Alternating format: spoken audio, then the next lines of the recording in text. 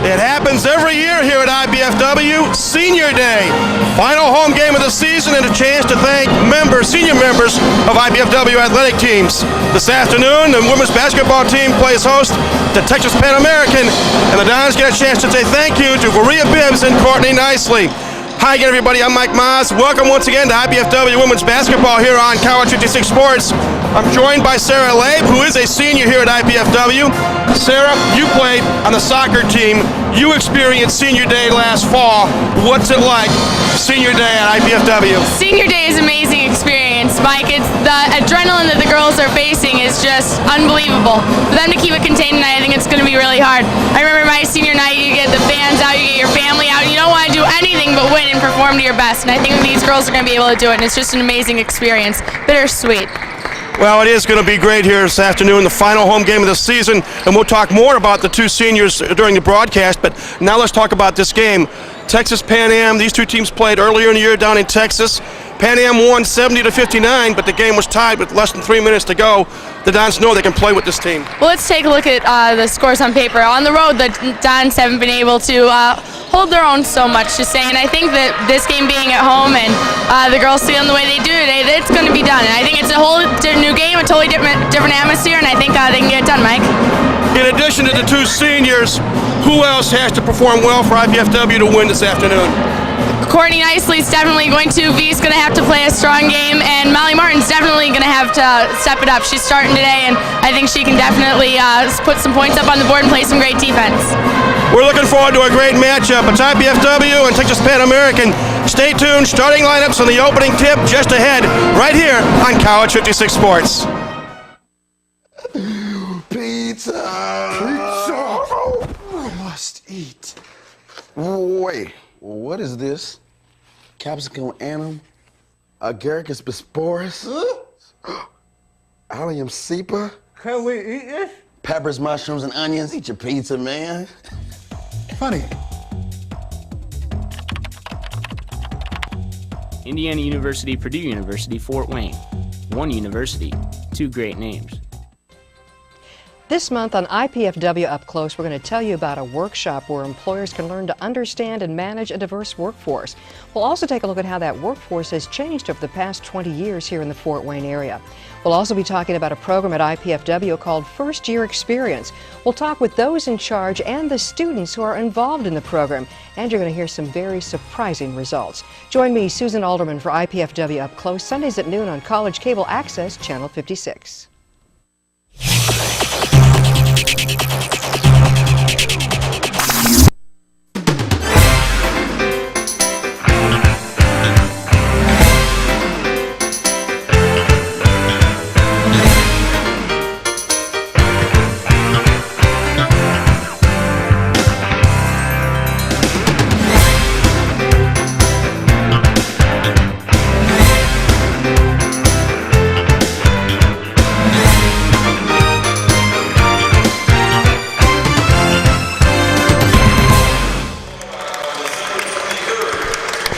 Good afternoon, everyone, and welcome to the Hilliard Gate Sports Center here on the campus of IPFW. Mike Maz and Sarah Labe getting ready to call the action in today's Senior Day Women's Home Finale featuring the IPFW Mastodons and the visiting Lady Bronx from University of Texas Pan American. Sarah, the two IPFW seniors are being recognized by the crowd here, and as we talked a few moments ago, it's both bittersweet and exciting. Seniors, your last home game. That is, Mike, and what's so exciting for these girls is I can't remember a time where IPFW women's basketball lost at home on a senior day. So it's really exciting, and I think that they can come out and keep that tradition alive today. Well, again, Maria Bibbs, senior, 6-footer out of Euclid, Ohio, one of the seniors, and Courtney Nicely, a 5'8" senior from Lebanon, Indiana, played her high school ball at Western Boone. You see Varia there, and Courtney's going to be honored next. Two personal milestones we want to look for in today's game for these two ladies.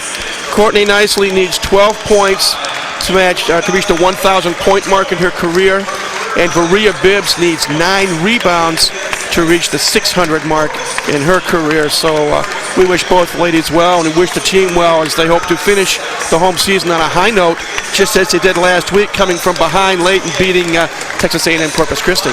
These goals, both goals are attainable for both girls. Courtney Nicely has her career game points high as 15 against Akron earlier this year. So this is all attainable for these ladies today. I talked to Coach Patterson briefly before the match, and I asked him how he felt coming off the road against Illinois, and the one thing he said to me is, we're going to win. Well, that's a great attitude to have, that's for sure. And again, you see the teammates, the team honoring. Now you see the Pan American bench and starting lineups are about to be introduced to the crowd here. So we will tell you now, for Texas Pan American, Tiana Wilson and Devin Reed are at the guard positions, as is Dominique Montague. Tanisha Price is at a forward spot, and Molly Schammel is at center. Pan American is coached by Deanne Kraft in her second year at Pan Am.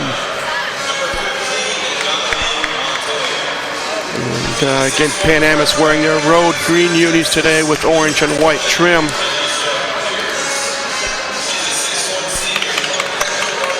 We have IPFWs momentarily. There's Deanne Kraft in the plaid shirt. Her record 25 and 27 at Pan Am. And overall, she's in her 8th year as a head collegiate coach. Again, Tiana Wilson. Now here we go. Here's IPFW starting lineup. The 4-guard offense. Ashley Johnson, sophomore from Kokomo. Courtney Nicely, the senior from Lebanon, Indiana. Molly Martin, the sophomore transfer from Bowling Green State, gets the start today. Hillary O'Connell, the redshirt sophomore from Warsaw. And Varia Bibbs, the 6-footer. He's really not 6 foot, but 5'11" and 11/12", the senior from Euclid, Ohio, starting her final game at home. And there you see Bruce Patterson nearly completing his 4th year as head coach here at IPFW, following a number of successful seasons across town at the University of St. Francis. Our officials this afternoon are Rod Creech, Dan Crawford, and Candace Daniel. And again, we also mentioned, Sarah, these two teams, they're familiar with each other. They played earlier in the year down in Texas. The game was tied with less than 3 minutes to go.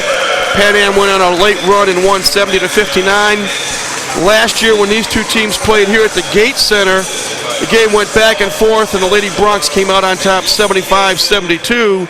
So double payback today for IPFW. Yes, it is, Mike. But you know what? If I, as a coach and as a player, I would have to look at this and say, forget the past. Forget the last game. Forget the fact that we gave it up at the end. Forget everything that's happened and let's start anew. Let's look at giving these two seniors a gift and ending it here today. Pan Am comes into this game 12-12.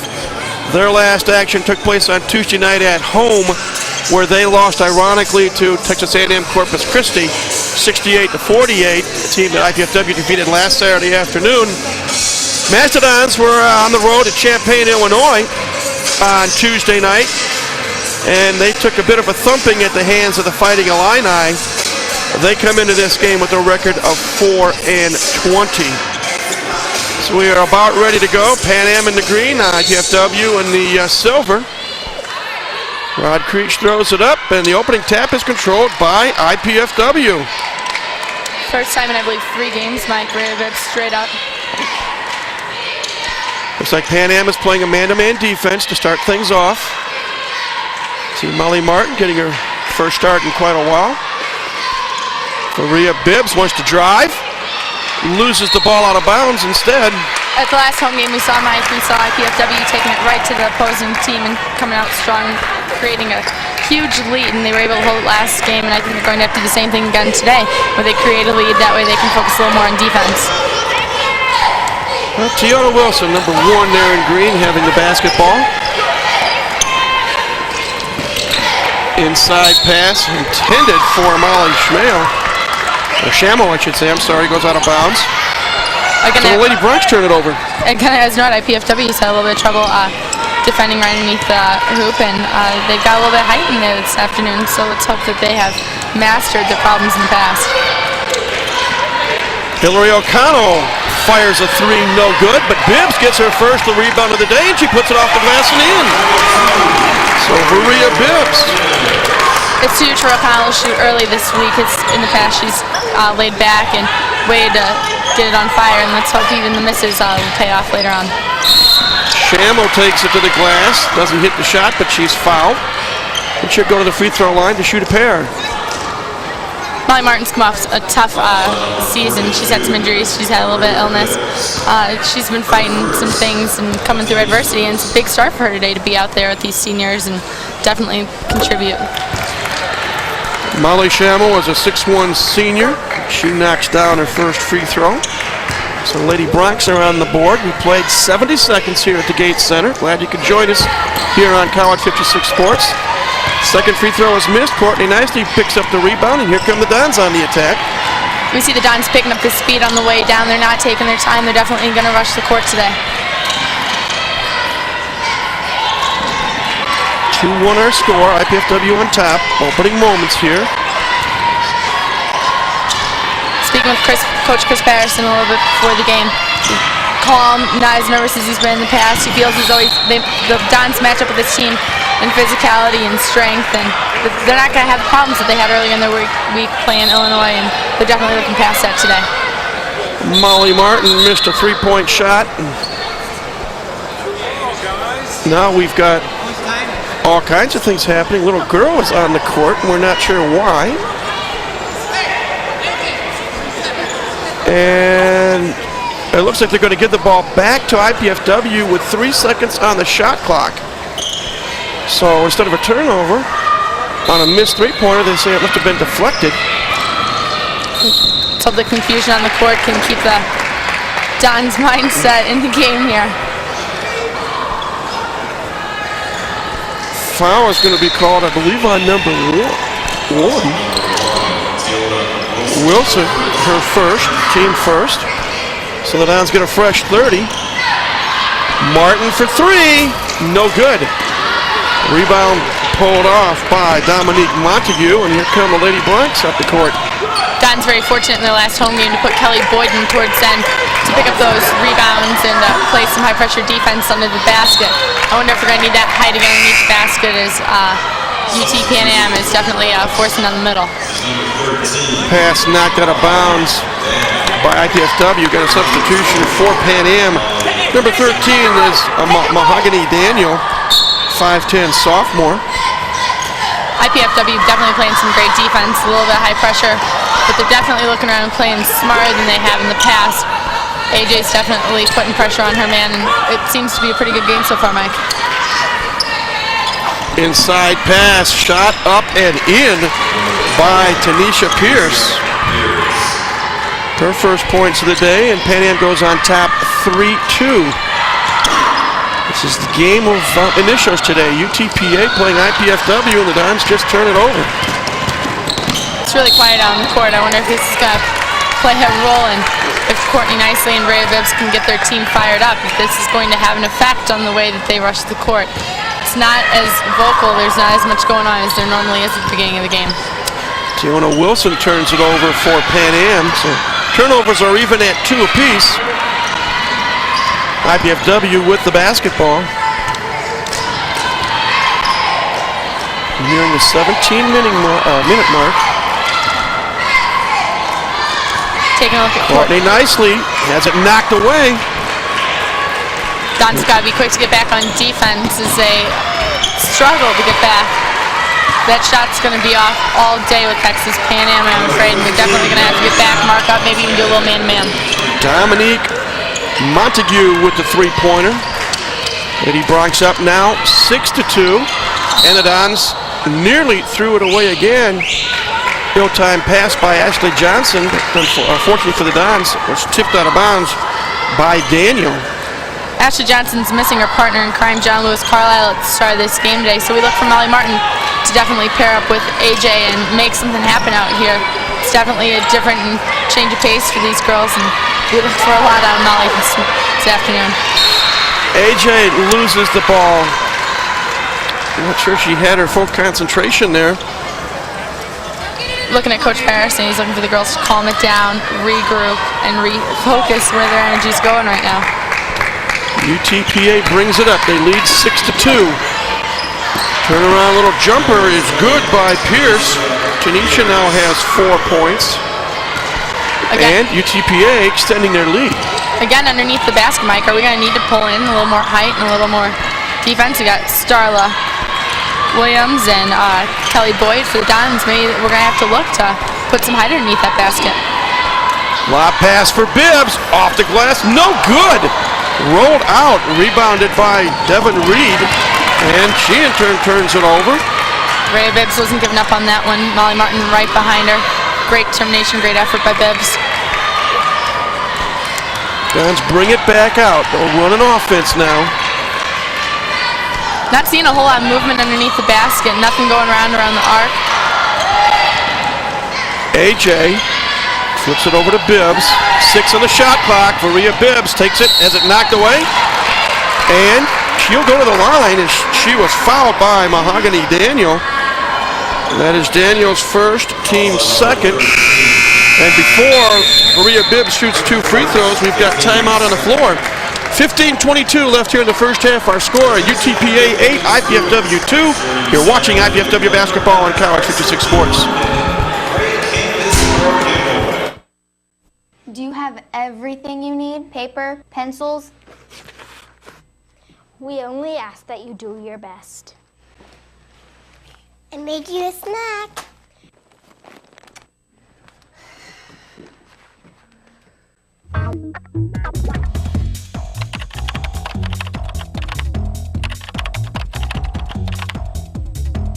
Indiana University, Purdue University, Fort Wayne. One university, 2 great names.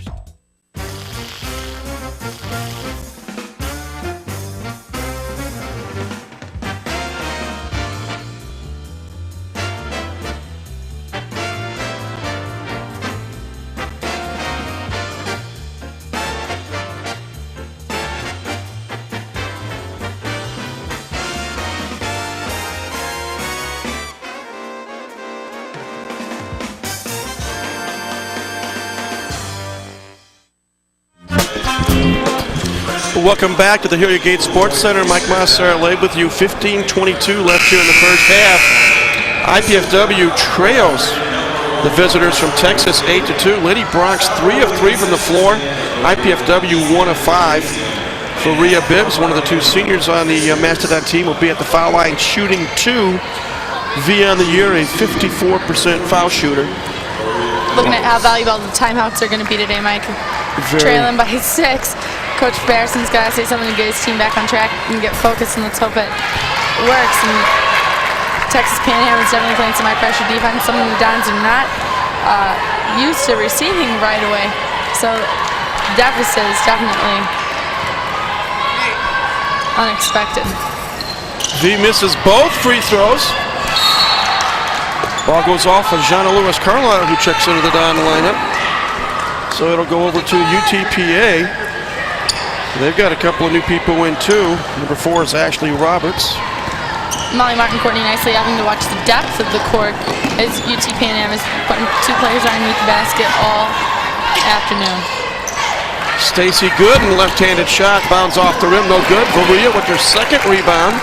So the V-Watch is now stands at 7 for Varia to hit the 600 mark. Also need Courtney Nicely with 12 points to hit her mark as well this afternoon. Right. Ball goes off Jana Lewis Carlisle's leg. Turnover number 5 for IPFW. UTPA brings the ball up the floor. Jana Lewis Carlisle into the game for IPFW and just a tremendous leader on and off the court. IPFW may able to have lost without her. Let's see what she can contribute to the Dons here. Nice drive by Devin Reed. She puts the left-handed shot up and in. Her first points of the day. The lead now up to 8 at 10-2. IPFW needs to get untracked here a little bit. UT Pan Am not even letting the Dons control the floor at all. They're not letting them come to the half-court line before defending. They're defending right away as soon as the Dons get the ball. O'Connell with the ball. 6 on the shot clock. Hillary fires up a long 3 and hits. Hillary O'Connell, the sophomore from Warsaw, gets her first points of the afternoon. O'Connell's had a couple good looks at the net. It's about time that she takes control of this team and throws them up, because she normally makes a good third of the shots that she takes. The lead is 5. Gooden comes back. Relatively easy shot for Stacy Gooden. Her first points of the day. And it's a 12-5 contest, and Martin lost it once and was lucky to get it back a second time. See a lack of concentration by the Dons this afternoon. Their focus isn't there. You know, senior night, you know that the Charlie's got to be going. Their focus has been in other places, but now that it's game time, it's about time to run the court and play their game. As Rhea Bibbs just started putting up 2. Nice bucket by Varia Bibbs. She now has 4 of the IPFW 7 points. Ball knocked away. It'll remain Lady Bronx basketball. They bring in some other substitutions. Number 14 is Dottie Nair, a 5'11 freshman. Fiona Wilson back in. And Dawn Cheadle, number 23, is a 5'7 senior. Not hearing a whole lot on the court from the Dons. You see Coach Patterson and Coach Paul getting up, stepping it up a little bit, so hopefully to create a little bit of communication out there among the ladies. The lead for UTPA is 5 at 12-7. We're nearing the 13-minute mark. Pass underneath, shot up and in by Pierce. Tanisha Pierce now has a half a dozen. And UTPA seemingly scoring at will inside. Can't help but wonder if UTPA scouting reports underneath the basket for the Dons. This has been a constant theme for them throughout the season. It's something that needs to definitely be shut down. Courtney nicely missed a 3. UTPA came down and threw the ball away. Jenny Green, the 6-foot junior tri-captain from Lansing, Michigan, comes into the lineup.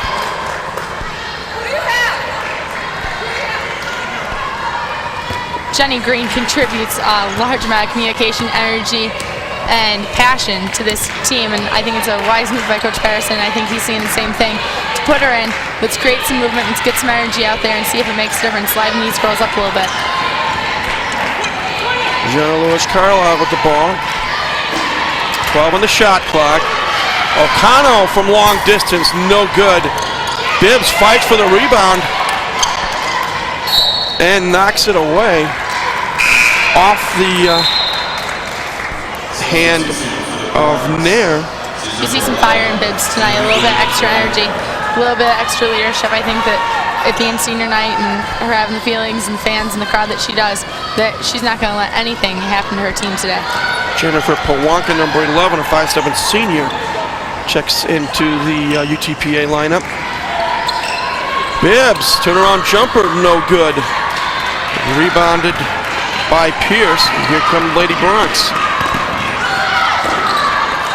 Almost get the feeling they'd like to run when possible. You see different things out of different teams every game, and we're seeing some different things out of IPFW, and I'm seeing John Lewis Carlisle play a different role than she normally does. She's not as loud as she normally is. She's definitely slowing it down and taking a little bit of a change to the game today. Pierce missed the shot. Jenny Green pulled down the rebound. John Lewis Carlisle from long distance, no good. Bibbs, I think that's 4 rebounds for Varia Bibbs, and she's fouled.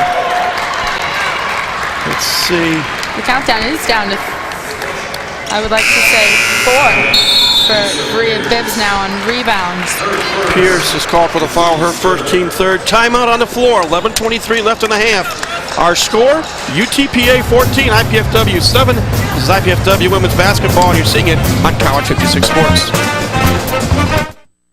Mom, Dad, you know we love kids, and I've made a decision that will totally change my life. Cameron's too. It's a huge responsibility, leading someone into, who knows, communication or science or math. That's what life's all about, right? Learning so you can pass on knowledge to younger minds. Dad, Mom, I want to be a teacher.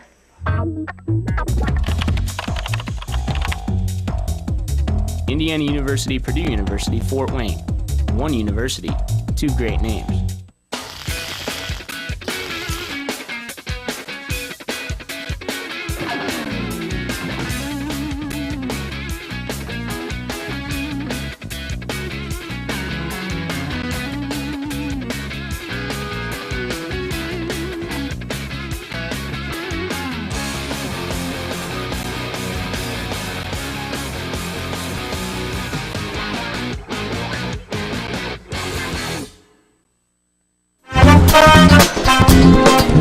look at some of the members in attendance here this afternoon.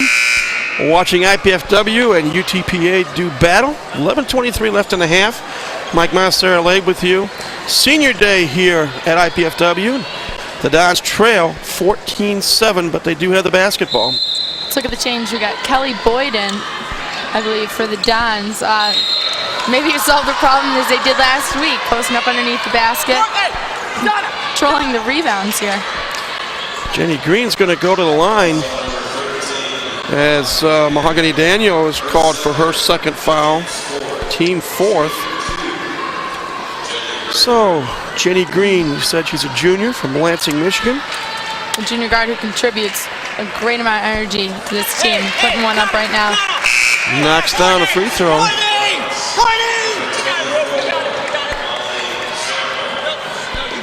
Shuffling of the IPFW team on the foul line. Again, Jenny, I'm sorry. Again, I'm not sure what to expect from UT Pan Am as they're sending two players down the court right away to pressure the Dons, forcing them to get back quickly on defense. I think a wise move by Coach Chris Patterson, putting Kelly Boyd underneath the basket, shutting down the lane. Turnover on UTPA, that's their fifth. Back comes IPFW. They trail by 6. Great movement, great picks by Jenny Green. Jenna Lewis-Carlisle hits the back of the iron, no good. Here come the Lady Bronx. It's important to look at the movement off the ball as well as on the ball. It's important to make sure the defense is following their man, and it's always high pressure and the pace is always rapid. Battle underneath between Shamo and Green.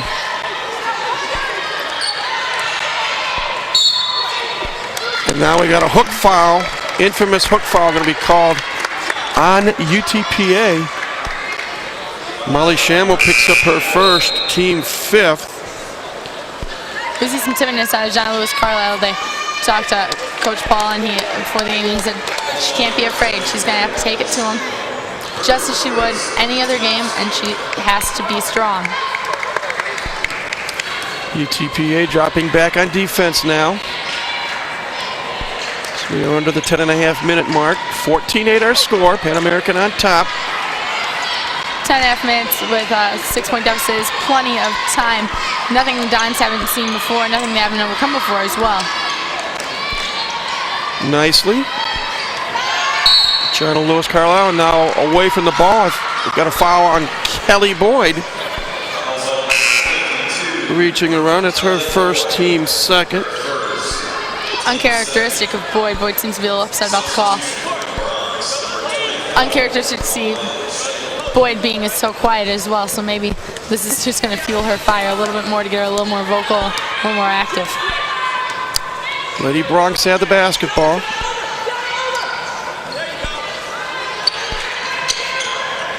Three-point shot on the way, no good. As Montague missed the long-distance shot. Boyd coming up with that rebound, just what she needs to do. I think it's one of those cases where she knows her job. It may not be to put points, but it's definitely get those rebounds and shut down that center lane. Jenny Green takes it strong, no good. Missed the shot. Shamo pulls down the rebound. Back comes UTPA. Wilson coast to coast, no good. Ashley Johnson pulls the rebound down. Seems we got AJ back in the game a little bit. Looks a little more focused, a little more ready to be out here, and has a great look at the basket. Missed the jumper. Don's now 3 of 14 from the floor. There's 21%. Don's backing off as well a little bit on defense. Not so much high pressure. Playing a little bit more man-to-man. 8 on the shot clock. Inside to Shamo, knocked away. UT Pan Am getting a lot of time to work that ball around the arc. Something the Dons are going to have to take a look at and shut down a little bit. And 14-8 for quite some time. Nicely hits the rim. Shot is no good. Lady Bronx on the run. Two-man game. Wilson for 3. That's no good. UTPA picks up the offensive board. Shamo on Boyd. And that one gets the friendly roll. Molly Shamo now with 3 points. I'm seeing some fatigue by the Dons. I'm not seeing as much substitution. They're definitely a little bit slower to get down the court. There's a bucket for Courtney nicely. Her first of the day. She's down to 10 now. She needs 10 points for 1,000 in her career. Can't think of a better day for Courtney to do this senior night family here. Definitely a day to put this away for her. Lead cut to 6, 16 to 10. Pierce turnaround jumper is good from 15 feet. Tanisha Pierce now has 8 points. We got some Dons calling for some substitutions. Let's get some fresh legs in there. I think the girls recognize that as well. Lewis Carlisle misses the jumper, but Jenny Green pulls down an offensive board. Dons will reload with 7:22 to go. Boyd, little hook shot, in and out, no good. Rebound fought for. And they say last touch by Pan Am, so when we return, IPFW will retain possession. Timeout on the floor, 7:15 to go. It's 18-10 in favor of the visitors from Texas Pan American. You're watching IPFW basketball on College 56 Sports. Are you in there?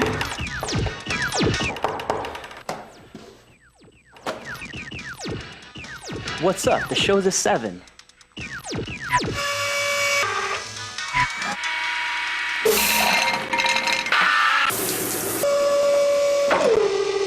Whoa.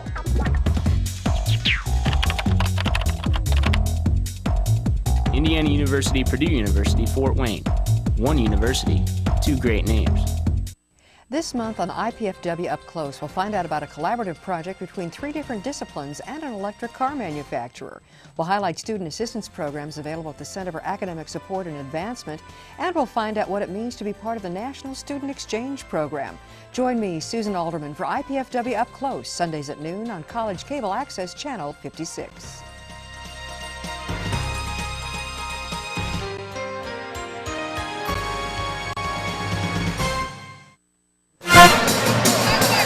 Back at the Gates Center, Mike Moss, Sarah Labe with you.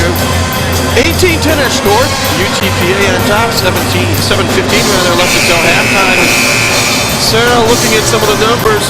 Pan Am continuing to shoot well, 62% from the floor on 8 of 13 shooting. IPFW struggling, 22%. They're only 4 of 18. Shutting down the middle is essential for the Dons in this game. It's very crucial. They've been getting beat right underneath the net. They've been missing rebounds, and I think that they're counting their hits before they had to, not getting under the basket underneath the shot to make sure it goes in. It's definitely something they're going to have to focus on the rest of this half. Sarah Glowacki, a freshman from Freeland, Michigan, in the lineup for the first time today. Yep. Jonna Lewis Carlisle short on a 3-ball attempt. We also have Gibsack in the lineup. I think these changes are essential, and it's going to be essential for Coach Patterson to make the changes and keep the energy at a high and intense level. Skip pass inside to Ashley Roberts, and Ashley Roberts gets her first bucket of the day. It's now a 10-point Lady Black lead, 20-10, 6:35 to go. Dons could use some offense. This isn't a good display of the way that either of these two teams have played in the past. They're both a little slow, and it's just the energy isn't there from either team, and I don't see the communication level. I don't see anything going on that I normally see from either teams. Officials say that AJ Ashley Johnson stepped on the sideline. Turnover number 6 for IPFW. Ball goes back over to UTPA. You gotta take a look at the schedule the Dons have had this week. Being in Illinois, the last home meeting they had, they have got to be emotionally drained. But it's what is expected of a college athlete, unfortunately, these days. The games are very close, and the time is too few. Ashley Roberts knocks down a long J, just inside the 3-point arc. The lead now up to 12. I think that's the largest lead of the day for UTPA. You see Sarah Galaki just moving around the arc. It's very important, very crucial for the Dons to stay mobile. Sorry, Mike, losing my train of thought here. Reach-in foul called on Dottie Neer, her first, team 6th. One more, and IPFW will be in the bonus. Molly Martin comes back to the Don lineup, replacing Jonna Lewis Carlisle. I have to admit, Sarah, it just seems like IPFW is out of sync. This isn't the basketball that we're used to seeing these ladies play. Let's hope that this is a first half thing for them, that this isn't going to be the theme throughout the game. We do have 5 minutes left. It is a possibility that it still could change. Got Molly Martin back in. Bibbs, let's hope that the energy can stay high. Bibbs with their 5th board. The V count now down to 4 for the Magic 600 mark in her career. Johnson, long distance just inside the arc, but AJ gets her first points of the day. Couldn't come at a better time. This is exactly what we need from AJ. We got John Lewis Carlisle not in the game with her right now, so the team expects AJ to step up and play that role that John Lewis normally plays when she's out there. So this is crucial for the Dons. Shot is missed by Neer. Jenny Green with the ball. Great defense. First time we've seen 2 players double up. Let's hope that the defense can continue. Molly Martin has a great opportunity. Missed the tray, but's fighting for the offensive board, and jump ball called, and on a possession it goes over to UTPA with 4:51 left here in the first half. Mike, I can't say that I'm not seeing a spark here because I'm seeing a little bit of change. You got AJ throwing up the ball, you got Molly Martin taking a shot, getting her own rebound and fighting for that ball. 30-second timeout called by Pan Am. What if I go with Bruce Patterson? Show? Keep up with IBFW women's basketball each week by tuning into the Bruce Patterson Show. Can be seen on Tuesdays at 10:30, Thursdays at 6:30, Fridays at 5, and Saturdays at noon here on College 56. Coach Patterson is joined by yours truly, Mike Mize. We review recent games, talk with players and guests, and preview upcoming action. And again, that's the Bruce Patterson Show. Tuesdays at 10:30 p.m., Thursdays at 6:30 p.m., Fridays at 5 p.m., and Saturdays at noon, right here on College Cable Access Channel 56. Gotta take a look at the crowd we have here, Mike. This is a larger crowd than we've seen in the past. Nice turnout on a Saturday afternoon. Last Saturday in February. Lady Bronx bring the ball back up. We lead by 10. 3-point shot is missed by Kathy Gwynn, who's in the lineup for the first time. I take a look at Molly Martin. She's one of those players that normally comes off the bench and lights a fire. I wonder if her starting today is led to her lack of concentration at the beginning, and let's hope that her getting a break and coming back in can rearrange her thoughts on the game. Sarah Glowacki called for palming the ball. Turnover number 7 by the Dons today. Turnover count very high, very early for the Dons. Something they're going to have to take a look at and pick up on in the second half. On the year, they're averaging 17 turnovers a contest. Pan Am averaging 23. Shot is missed by Pierce. And IPFW pulls down another rebound. That's one thing that is in IPFW's favor right now is the rebounding edge. Jenny Green giving Don some strong minutes, keeping our energy high, communication high, giving some great picks on defense. Dons working the ball on the perimeter. Texas Pan Am definitely backing off a little bit, giving the Dons a lot more time than they were at the beginning of the game to work the ball around the arc and make some movement. 3 on the shot clock. Martin forces up a long 3, no good. And Gwynn just lets it go out of bounds. And we have another timeout on the floor. 3:34 left until the halftime break. Our score, UTPA 22, IPFW 12. This is IPFW Women's Basketball, and you're watching it on College 56 Sports. Do you have everything you need? Paper, pencils? We only ask that you do your best. And make you a snack.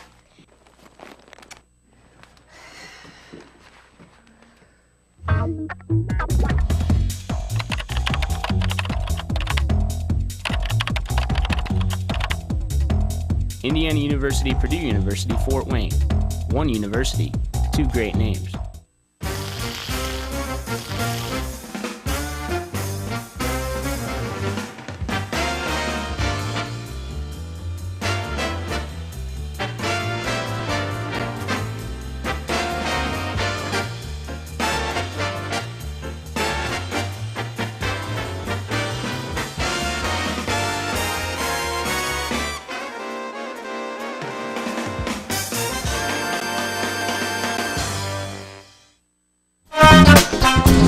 Welcome back, everybody, to the Hilliard Gate Sports Center here on the campus of IPFW. It's senior day. IPFW women's basketball team playing their final home game of the year. I see members of the crowd in attendance.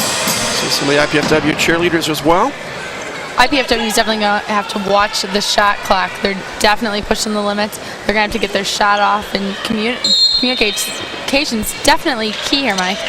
UTPA brings the ball in, and real quickly, shot is up and no good by Montague, but we've got a follow-up foul on IPFW. A little bit 2-against-1 action there, Mike. Dons are definitely going to have to be quick on defense. UTPA is definitely sending 2 players down the court as soon as they get the ball, and the Dons are going to have to react to that. Foul was called on A.J. Ashley Johnson, her first, only the 3rd team foul. But it does send Devin Reed to the line where she misses the first of 2. Courtney Nicely, Hillary O'Connell, and Geneva Murdoch, the 6-foot junior from Northside High School, making her first appearance of the day. They're in the lineup. I'm not seeing zone defense being very effective for the Dons. With UTPA sending 2 players down the court, they're going to have to play a strong man-to-man. It's going to have to be quick, and it's going to have to be high pressure. Devin Reed, 1 of 2 at the line. She now has 3 points, and it's a 11-point Lady Bronx lead, 23-12, as we're getting down near the 3-minute mark. Murdoch doing a little bit of a pace change for the Dons, helping them move the ball down the court a little bit quicker, getting a little bit more movement underneath that basket. Tough defense being employed now by Texas Pan Am. Inside to Murdoch. A little strong on the shot, but Geneva's fouled, and she'll get a chance to make a pair of free throws. This is what Coach Patterson's looking for at Geneva. He's definitely looking for her to get underneath the basket, create some movement, but put the ball up. Either get fouled, but at least get near that basket, because they're down by 11 points right now. Points are definitely crucial. They're definitely going to have to focus on offense for Mike. Fouls on Tanisha Pierce, her 2nd, team 7th. Geneva Murdoch knocks down the first of 2 free throws. Molly Schammel back in the lineup for Pan Am. Geneva Murdoch's only a 52% foul shooter coming in, but she's only been in the line 21 times prior to right now. 2 for 2 there, and that's a big help. Up in those numbers a little bit, down to a 9-point lead for UTPA. 23-14, under 3 minutes, and UTPA just turned it over. Their 7th turnover. Turnovers are now even at 7 apiece, and the Dons have a chance to cut further into that 9-point deficit. Let's see if they can convert. Courtney Nicely back into the game, looking to hit her last 10 points to hit the 1,000 mark. Bibbs turnaround shot, no good. She gets her own rebound. And they're going to call her for an offensive foul. You see the confusion among the coaches and on the court. Bruce Patterson right in front of us asking Dan Crawford, what in the heck's going on?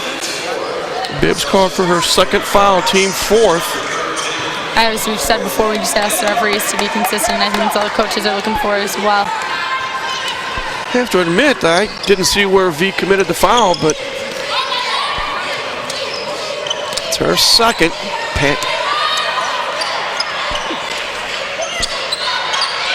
You know what? Maybe it's just what the Dons need, though, to get motivated, get fired up, and say, hey, we're not going to let those calls go, and we're going to get the ball back, and we're going to take it down the court. Schammel misses the shot. Varia Bibbs with her 8th rebound. 1 more, and she's got 600. Great defense by Geneva Murdoch right there. Doing exactly what the coaches are looking for. Again, back down the court, right underneath the basket as well.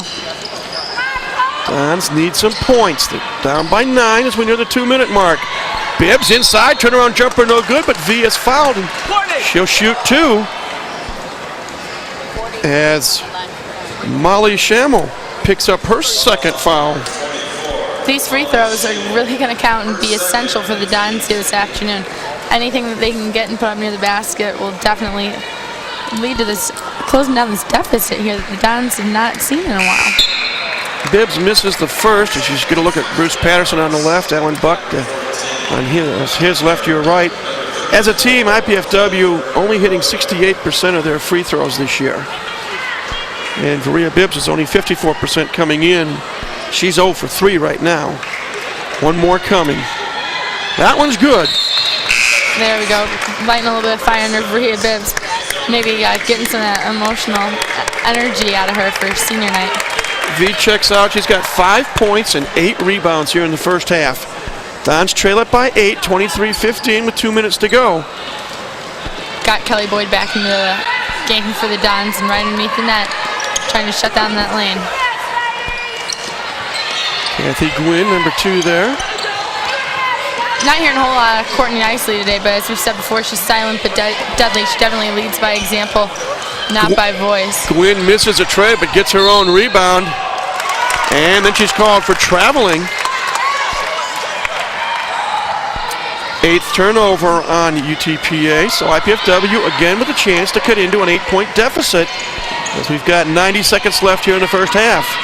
Again, the Dons looking at Ashley Johnson, known as AJ, to call out the plays and control things here. Nicely for 3, and Courtney now has 5 points. She is 7 away from 1,000. And more importantly, cuts that deficit to 5, 23-18 with 1:10 to go. Nicely's and Bibbs' goals seem to be becoming more and more realistic here as they both play some great time on the court. Jumper is missed by Dottie Neer, but she is fouled and she'll go to the line to shoot 2. Fouls on AJ Ashley Johnson, her second, team 5th. IPFW 5 team fouls, 2 on Johnson, 2 on Bibbs, 1 on Kelly Boyd. We're seeing more here though as the half winds down from Don, seeing a little bit more energy, seeing that they're a little bit more focused, back in the game and definitely ready to play. Let's hope this can continue into the second half as we only have a little over a minute to go. Dottie Neer missed the first. She's a 70% free throw shooter on the season. Okay, she's a 5'11 freshman from Winter Park, Florida. Misses the second. Shanna Lois Carlisle with the board. Chance for the Dons. She is back into the game and she is lit up. She is definitely ready to start a fire and she's a little upset about what she sees on the court. Hillary O'Connell anticipated getting hit on the arm. Missed the shot. UTPA with the rebound. Well, they want to work some clock.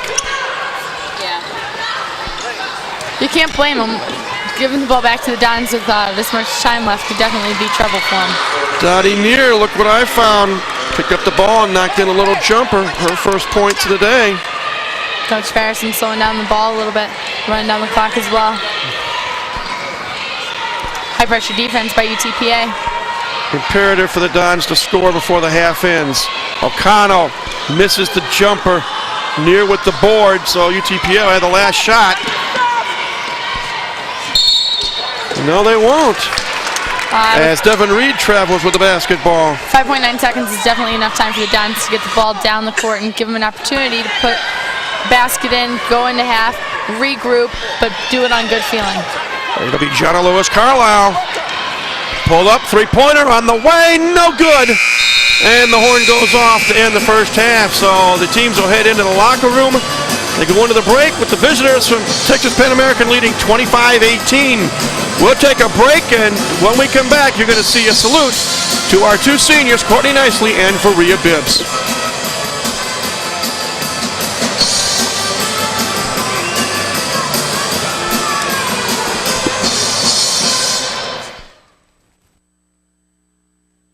I definitely wanted to go to a Division I school. They were far from home, but not too far. I'm only actually 3.5 hours away from home, so that was definitely a plus. I didn't want to stay in Ohio, but I didn't want to be too far from my family. And they were taking a trip to the Bahamas my freshman year, so I was pretty excited about that. So once I seen that, I was like, it has everything I need. Plus, it's a really nice campus here, so I was like, where do I sign? Well, I decided to come to IPFW because first I thought it was a great campus. I really liked the looks of it, and the school seemed like it was a really good school to be at. The basketball part of it, I really liked the idea of it being Division I because I knew my whole life that I wanted to go Division I if I had a chance. So being Division I and playing all these schools that we've been playing, that helped in my decision coming here, and also I knew right away I'd get some playing time my freshman year. That was a big positive. From my freshman year to this year, we actually became more of a team. Coming in my freshman year, it wasn't the greatest year. We had gotten new coaches, it was kind of a whole new program type thing. We were going Division I for the first year, and as a team we actually progressed, just becoming closer to each other personally and through basketball. It was always more of my freshman year kind of an individual thing. We had a hard time bonding to become a successful team. And as the years have gone, we've actually become better at that. This year's team is definitely a lot stronger as far as outside activities. My freshman year, the only time I seen the girls on the team besides the ones I live with were in the gym. We never spent any real outside time together, so we didn't have as strong as a bond. But over the years, it's been a big change. We spend time together off the court. We're on the phone with each other. We're always at each other's houses, going to the movies, to the mall. So there's a lot more strength on the team as far as team bonding goes. We're a lot more stronger. We all communicate with each other very well. We're more than teammates, we're actually friends with each other, and I think that that's important. She was a young lady who, when she came here, her first year was a real struggle. It was a real struggle for a lot of different reasons. Academically, she didn't do as well as she would have liked to have done, and she had to learn to become a student while she was here, and she has done a marvelous job of that. Her growth in that particular area is just unbelievable. She will be a great teacher.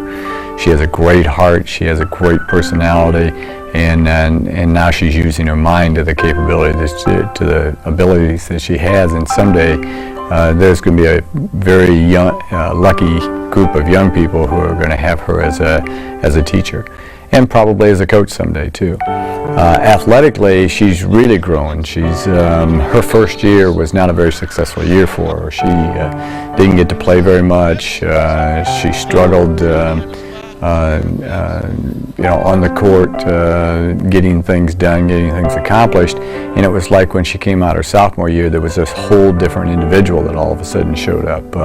She brought her athleticism to the court.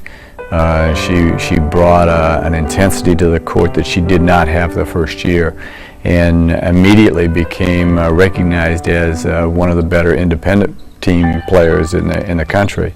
And then she continued to blossom with that, and then through her junior year, where she became first team all independent. As a matter of fact, had a lot of votes for Independent Player of the Year. So she really grew up a long way along that time, and then she started to develop some outstanding leadership qualities too, which she displays to the kids right now. A lot of these young kids follow her, and that's their first look is what's V doing and how can I follow V. Courtney had a little faster start when she came into Division I basketball. She was probably a little bit more prepared for the rigors of the competition, maybe because of the AAU program she played for, whatever it was. She got off to a little faster start. She did have to change some positions. Originally she came in here playing point guard, and really that was not a natural spot for her because she is a scorer. She knows how to put the ball in the hole, whether it's from the outside or the inside. A great athlete who knows how to manufacture shots. So her growth was a little different. It was frankly, it was more a mental growth. She had to learn to be able to deal with the ups and downs of being a brand new Division I, where you're going to get slapped around a little bit, and people are going to beat you up, and sometimes you're going to get mismatched or overmatched at this level, and she had to learn to be able to deal with that emotionally. I think that was a tough struggle for her through her freshman and sophomore year, but into her junior year and certainly into her senior year, she has learned to deal with all the trauma and the tribulation that she has gone through, and has turned out to be a great leader. Not necessarily a vocal leader, but a leader work-wise. She works hard on the basketball court. We never question that about Courtney and what she's doing. She's going to make an outstanding citizen for Fort Wayne, hopefully. I hope she stays around here, because I hope we have a chance to see her more often. Being a senior on this team has meant more responsibility. The coaches and the whole team looks up to you as a leader. You need to show your leadership through just the way you perform and being out on the court and wanting to be here. I think it leads the other girls to want to do the same, and they want to follow in your shoes and help to influence the team as much as you possibly can.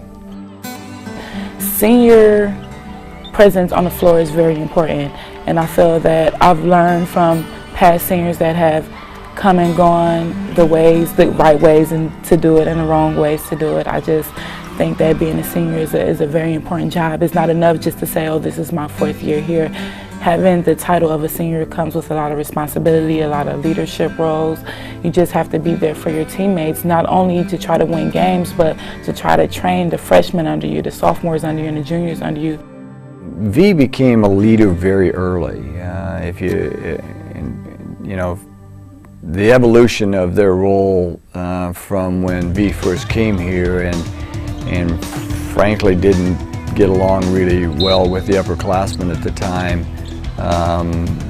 She was soft and didn't like the work regiment that we were putting them through, to a kid who now is looked up to by every player on the team. I don't think there's a player on this team that doesn't look at V and say she would be a good kid to emulate, both from an academic achievement point of view and from an athletic point of view. Courtney's role hasn't evolved quite as much, not because she's not a great leader, because she is, but because she came in immediately as a contributor because of the need for her talent and the need for her ability to score early and to play early. She's kind of been a little bit flatter progress, and yet the one thing you know about Courtney and her role is that every time we run a suicide, she's going to lead the way in the suicide. Every time you ask a kid to run the court hard, she's going to run the court hard. I'm a secondary education major. My focus is in English.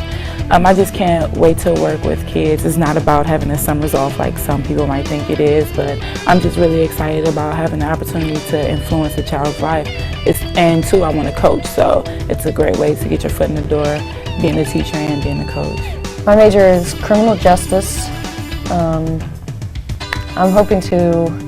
not sure what I want to do with it afterwards. I might end up going to law school, but I'd like to become a probation officer or something in that field. Well, I wanted to become a probation officer. I did an internship at Allen County this past summer at the adult probation. I really enjoyed it, and I think I would really enjoy being a probation officer. I think I might actually enjoy juvenile probation more, but for now I'm not really sure. I know it's really hard to get into that, become a probation officer, so eventually I may end up wanting to go to law school. I've been told my whole life I like to argue, so I've been told I might make a good lawyer. We'll miss them. I mean, when we've got 4 more games, I've got 4 more games, the opportunity to be sitting on the sideline, and they have grown up to become great individuals, and we will always be thankful for them for spending those 4 years with us doing that. They have and will be the foundation for a great basketball program someday. I just basically want to thank everybody who supported me throughout my 4 years here, from the coaching staff for keeping me here, my friends and my family for supporting me, and my being here just for helping me every step of the way. Thank you.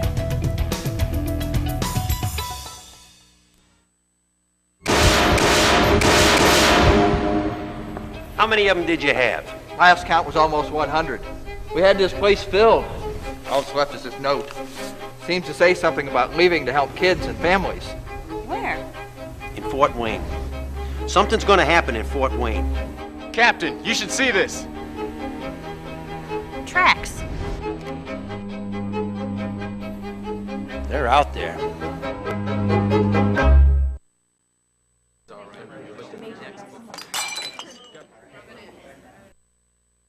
Product at a rate of 3 per hour. Unit cost, say 60 cents. Factor in breakage, downtime, lost sales. You're looking at $2,400 a month.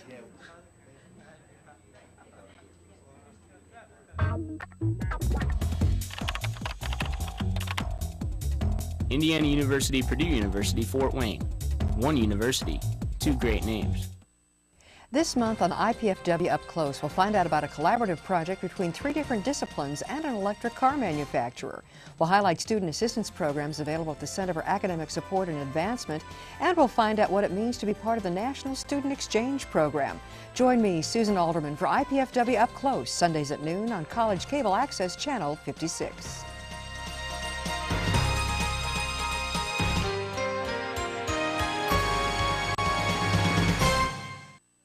He was at my door with this note.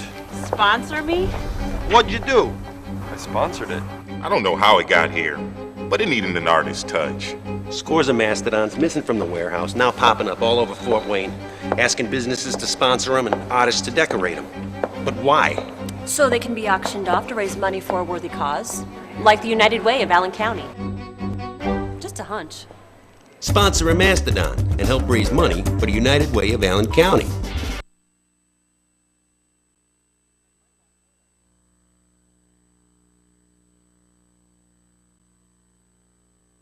Back at the Hilliard Gate Sports Center, it's halftime. IPFW trails Pan American 25-18. One thing Sarah Lee, IPFW has to do in the second half is shoot the ball better.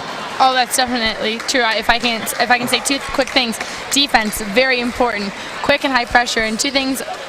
For a second thing, they need to take their shots. They can't rely on jumpers, and they're going to have to get inside the red zone and look for those layups.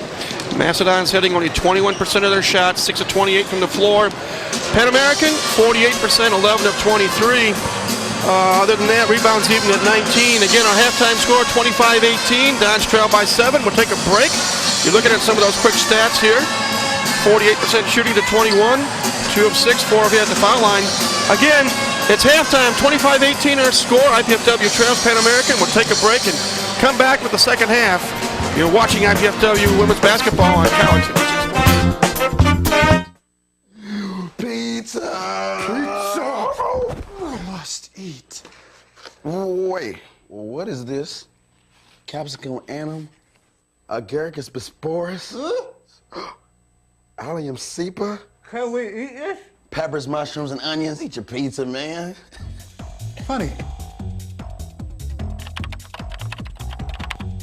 Indiana University, Purdue University, Fort Wayne. One university, two great names. This month on IPFW Up Close, we'll find out about a collaborative project between 3 different disciplines and an electric car manufacturer. We'll highlight student assistance programs available at the Center for Academic Support and Advancement, and we'll find out what it means to be part of the National Student Exchange Program. Join me, Susan Alderman, for IPFW Up Close, Sundays at noon on College Cable Access Channel 56.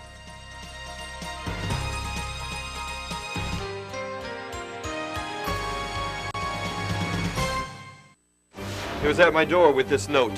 Sponsor me? What'd you do? I sponsored it. I don't know how it got here, but it needed an artist's touch. Scores of Mastodons missing from the warehouse, now popping up all over Fort Wayne, asking businesses to sponsor them and artists to decorate them. But why? So they can be auctioned off to raise money for a worthy cause, like the United Way of Allen County. Just a hunch. Sponsor a Mastodon and help raise money for the United Way of Allen County.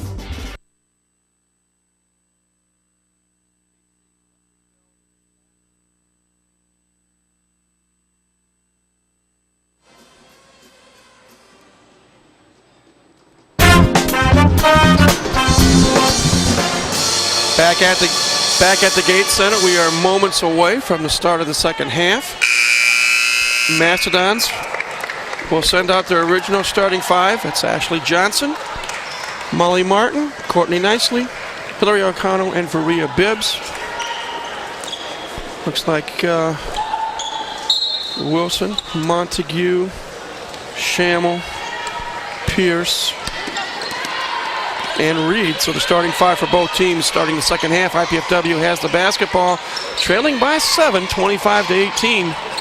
Once again, it is IPFW's senior afternoon for Courtney Nicely and Varia Bibbs, both trying to obtain 2 goals today. Bibbs 1 rebound away from the 600 mark, and Nicely 7 points away from the 1,000 mark. Nice drive by Molly Martin off the glass and in. Molly's first points of the day, and the lead is now 5. Also appropriate, the 2 seniors, Bibbs and Nicely, had 5 points apiece to lead IPFW scoring in the first half. Tiona Wilson, the ball lodges between the glass and the rim. Ball will go over to IPFW. A little bit of trouble getting that ball down, actually.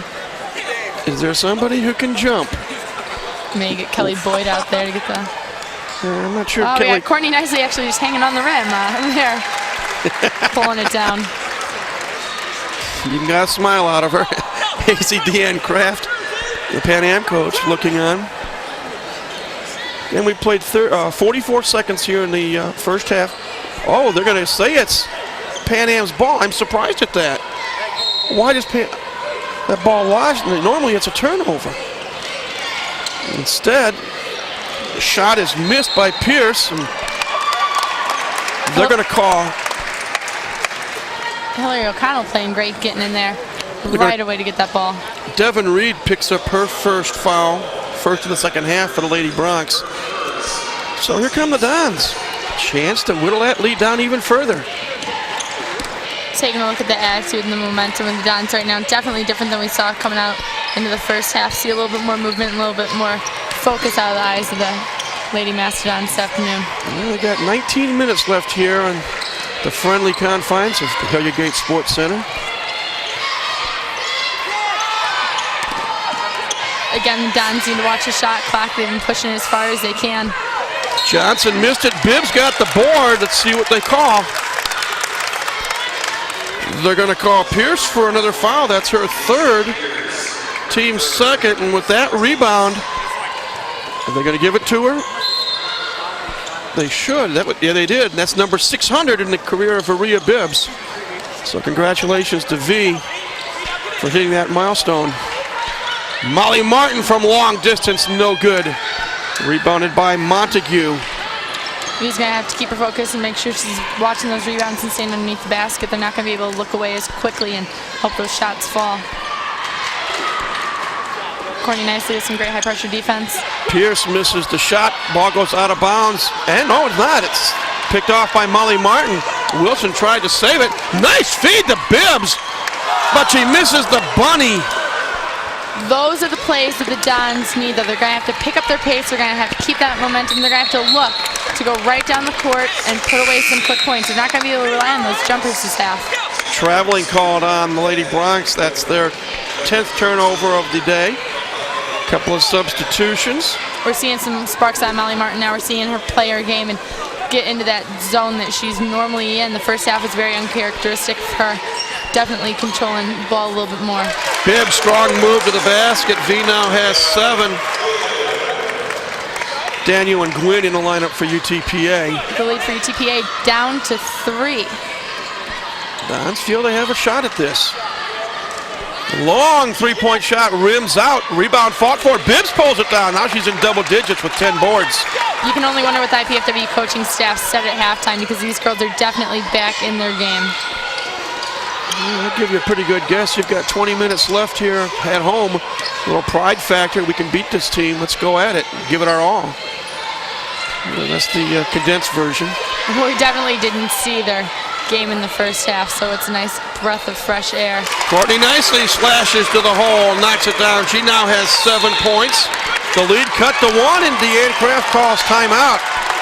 17 minutes to go. It's now UTPA 25, IPFW 24. It's going to be a 60-second timeout. You want a break? Well, IPFW coming out strong here to start the second half. First half they were only 6 of 28, but they've hit 3 of their first 6 shots here in the second half, and shooting much better. For tickets to IPFW athletic events, call 260-481-6000, or you can go online to the IPFW Athletics website at www.ipfw.edu/athletics. Tickets are available for individual events, or mini-season ticket packages are available for the remainder of the men's and women's basketball season. Again, the phone number 260-481-6000, or online www.ipfw.edu/athletics for tickets. Of course, this is the final home game for the Mastodons for women's basketball. The men have 2 games left. Tomorrow night, 6 o'clock, against the Broncos of Texas Pan American. The men are called the Broncos. The women are called the Lady Bronx. And then a week from today, the men wrap up their season. They will take on Utah Valley State at 7 o'clock at the Memorial Coliseum. You know what's so great about basketball, Mike, is it's different than any other sport in their schedule, as they get the chance and the opportunity to play teams twice, as others such as soccer and tennis and some of those others don't get this opportunity. So this is great for the girls to come back out here and show and prove something actually from the games that they've played in the past. Deanne Kraft puts in a couple of more subs in. Here's a three-point attempt, up and in by Dominique Montague. That's her second field goal, and they're both three-pointers. The lead back up to 4 for UTPA. And Hillary O'Connell loses the ball. Gwynn, give and go, shot up and in by Dawn Cheadle. Dawn slow get back on defense. Yeah, a little 3 against 2 action, which they're going to have to make up for. They're not going to be able to play, move and slow down the court. They're going to have to keep everything at fast pace, and if they're tired, make some changes. AJ gets it back in nicely. They restart the offense with 13 on the shot clock. Bibbs inside, double teamed, has it taken away, and we have a jump ball called. When we continue, the ball should go to Pan Am, but we've got timeout on the floor. 15:55 left in the second half. Our score, UTPA 30, IPFW 24. This is IPFW Women's Basketball on C9 College 56 Sports.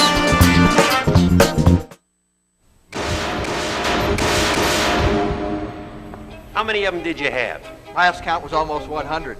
We had this place filled. All that's left is this note. Seems to say something about leaving to help kids and families. Where? In Fort Wayne. Something's gonna happen in Fort Wayne. Captain, you should see this. Tracks. They're out there. Do you have everything you need? Paper, pencils? We only ask that you do your best. I made you a snack.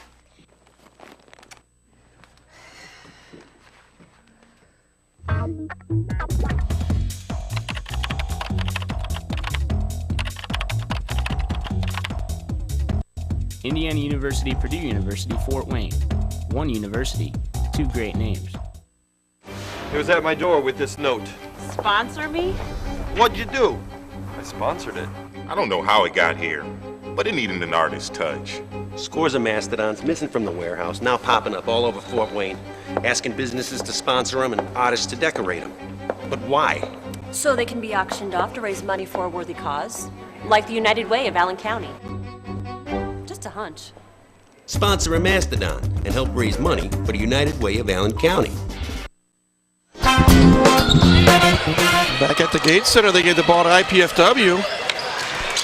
Hillary O'Connell, a lot of great movement outside the arc. Martin forces up a 3, and she's fouled, so Molly Martin, as the shot clock is about to wind down, will shoot 3. Molly Martin taking one right in the face for the Dons.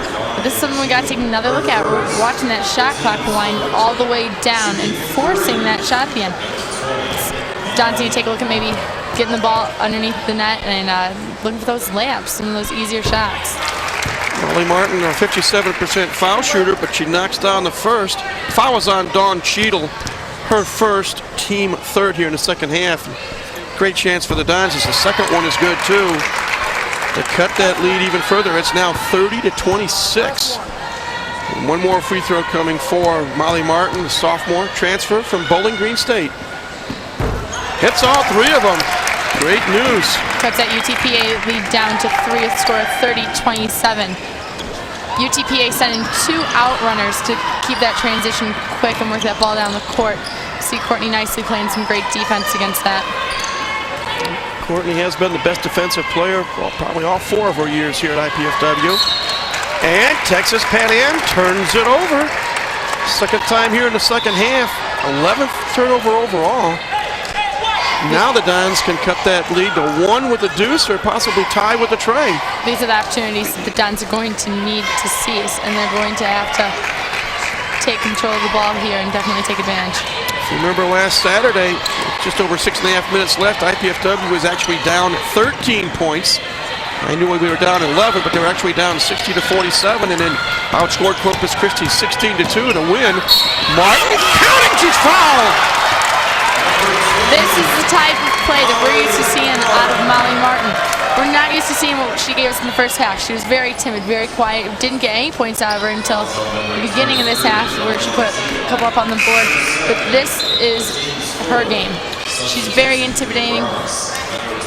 very, very silent but deadly. Almost a little bit of style like Courtney Nicely, but she's definitely contributing to this comeback for the Dons. That foul was on Cheadle, her second. Molly Martin at the line, where she just knocked down 3 in a row. Make it 4. Molly Martin didn't play much in the first half, didn't score at all, but she has ripped off 8 points. Here in the second half, she gets a break and gets a round of applause. Definitely think it's safe to say that Molly Martin helped. Molly Martin tied this game for the Dons. She just put away all of her free throws and brought the Dons back in. Tied at 30, but Kathy Gwynn goes to the line as Hillary O'Connell was called for her first foul. You also see Jean-Louis Carlisle back in the line, looking to play that leadership role and looking to put the Dons ahead. Kathy Gwynn, 5'5" freshman at the foul line. Misses the first. Ashley Roberts and Mahogany Daniel check into the Pan Am lineup. When you look at Jean-Louis Carlisle and Ashley Johnson playing out there together, they're a duo that you really don't want to come up against if you're another team. When they are on, they really are on fire, and it's hard to stop them. Gwynn misses the second. She was only a 59% foul shooter coming in, but Dons have a chance to take the lead for the first time in a long time since it was 2-1. Nicely for 3! Courtney now with 10 points, and she's just 2 away from the magic 1,000-point mark in her career. More importantly, the Dons are up by 3, 33-30. 14:39 to go. This is crucial. It's time for the Dons to stay focused. And they just had to steal Jean-Louis Carlisle down the court with the ball. AJ off the glass and in for 2. 35-30, and Deanne Kreft says timeout. So a 30-second timeout called with 14:28 left. And the Dons on a bit of a run. Take a look at that teamwork, Mike. Take a look at this teamwork, Mike. This is incredible. You got Jean-Louis Carlisle and Ashley Johnson, known as AJ, working well on the court. And this is exactly what they do. This is exactly how effective they can be when they're both on. And if they can stay working together, this will definitely be an IPFW game. In the second half so far, IPFW 6 of 9 from the floor for 67%, and that's light years away from what they had in the first half when they only hit 21% of their shots. Can we say Molly Martin? I mean, that is the name right now. Molly Martin putting up 8 points all this half and hitting all of her free throws. All I can say is Molly Martin, Mike. Molly Martin had a season-high 16 points at IUPUI back on December 23rd. The Dons won that game 70-69. Here we go, Lady Bronx with the ball, and they nearly turned it over again. Long three-point shot is no good by Roberts, but Wilson gets the offensive rebound. Also great to see Bibbs and Murdoch playing defense together. 2 great assets to have underneath the basket. 18 on the shot clock. Lady Bronx in no hurry. Courtney Nicely, great little effort there. Give and go. Pierce from 14 feet, no good. Fight for the rebound, and Nicely picks it up. First time we see IPFW having 3 players underneath that basket, ready to get that rebound. They're ready to fight. Momentary delay, and I'm not sure looking at the what UTPA that was for, bench a little bit. and why play was stopped. Bruce Patterson wondering as well. But IPFW will inbound at 13:47 to go. Dons on top, 35-30, trying for win number 5 on the campaign. And then the home season on a 2-game winning streak. We're seeing a little bit more movement, hopefully working the ball underneath the basket a little bit. Watching that shot clock wind down to 8 now. Jean-Louis Carlisle looked for a possible 3. Instead, she fires from 16, no good. Ball goes out of bounds off Faria Bibbs' hands. You know what, that's all right though, because Bibbs is doing exactly what the coaches are asking her to do. She's in that position, and she's right there. A little bit of mishands there, but she was there, so let's take note of that. 35-30 with 13:12 to go. UTPA loses the ball. This is IPFW women's basketball here. Great communication. You got AJ slowing it down a little bit. This is where IPFW shines. Nice feed from Jean-Louis Carlisle to Geneva Murdoch, and Geneva banks it off the glass and in. We're seeing some smiles out there on the court. We're getting the coaches involved. Everyone's into this game now. I think the key word is communication, because players are talking to each other. Definitely, and we have to say that we've seen IPFW. Another steal and a foul on UTPA. Keeping and maintaining this lead is very important for IPFW. We've seen them lose the lead before, and they've had to make a comeback. It is much safer for them to keep this lead, focus on defense, take the easy shots right down the center lane, hope for some layups and some free throws, and definitely stay in their game. That last foul was called on Ashley Roberts, her first, team fifth. So here come IPFW, up by 7, wanting to make it more. It's great to see the smiles out of some of the players, but I definitely think it's a great thing to see when you see John Lewis Carlisle with that look of just utter madness and determination, because you know that she's going to take it to him just as she did right now, Mike. JLC gets her first 2 points of the afternoon. She's averaging just over 10 points a ball game. The lead up to 9, biggest lead for IPFW. Long 3-point shot up and in by Dominique Montague, and that's 3 times that Dominique has knocked down a 3 this afternoon. IPFW still holds the lead by 6 at 39-33, but double teaming. JLC misses a 3, but she's fouled and should go to the line, I think.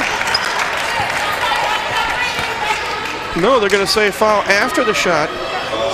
Fouls on Tiona Wilson, her second, team 6th. And we've got timeout on the floor. 11:57 to go. It's IPFW 39, UTPA 33. You're watching IPFW women's basketball on College 56 Sports.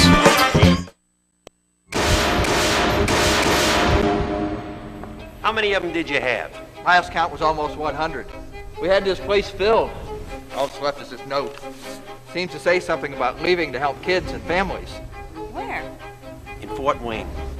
Something's going to happen in Fort Wayne. Captain, you should see this. Tracks. They're out there. Mom, Dad, you know we love kids, and I've made a decision that will totally change my life. Cameron's too. It's a huge responsibility, leading someone into, who knows, communication or science or math. That's what life's all about, right? Learning so you can pass on knowledge to younger minds. Dad, Mom, I want to be a teacher.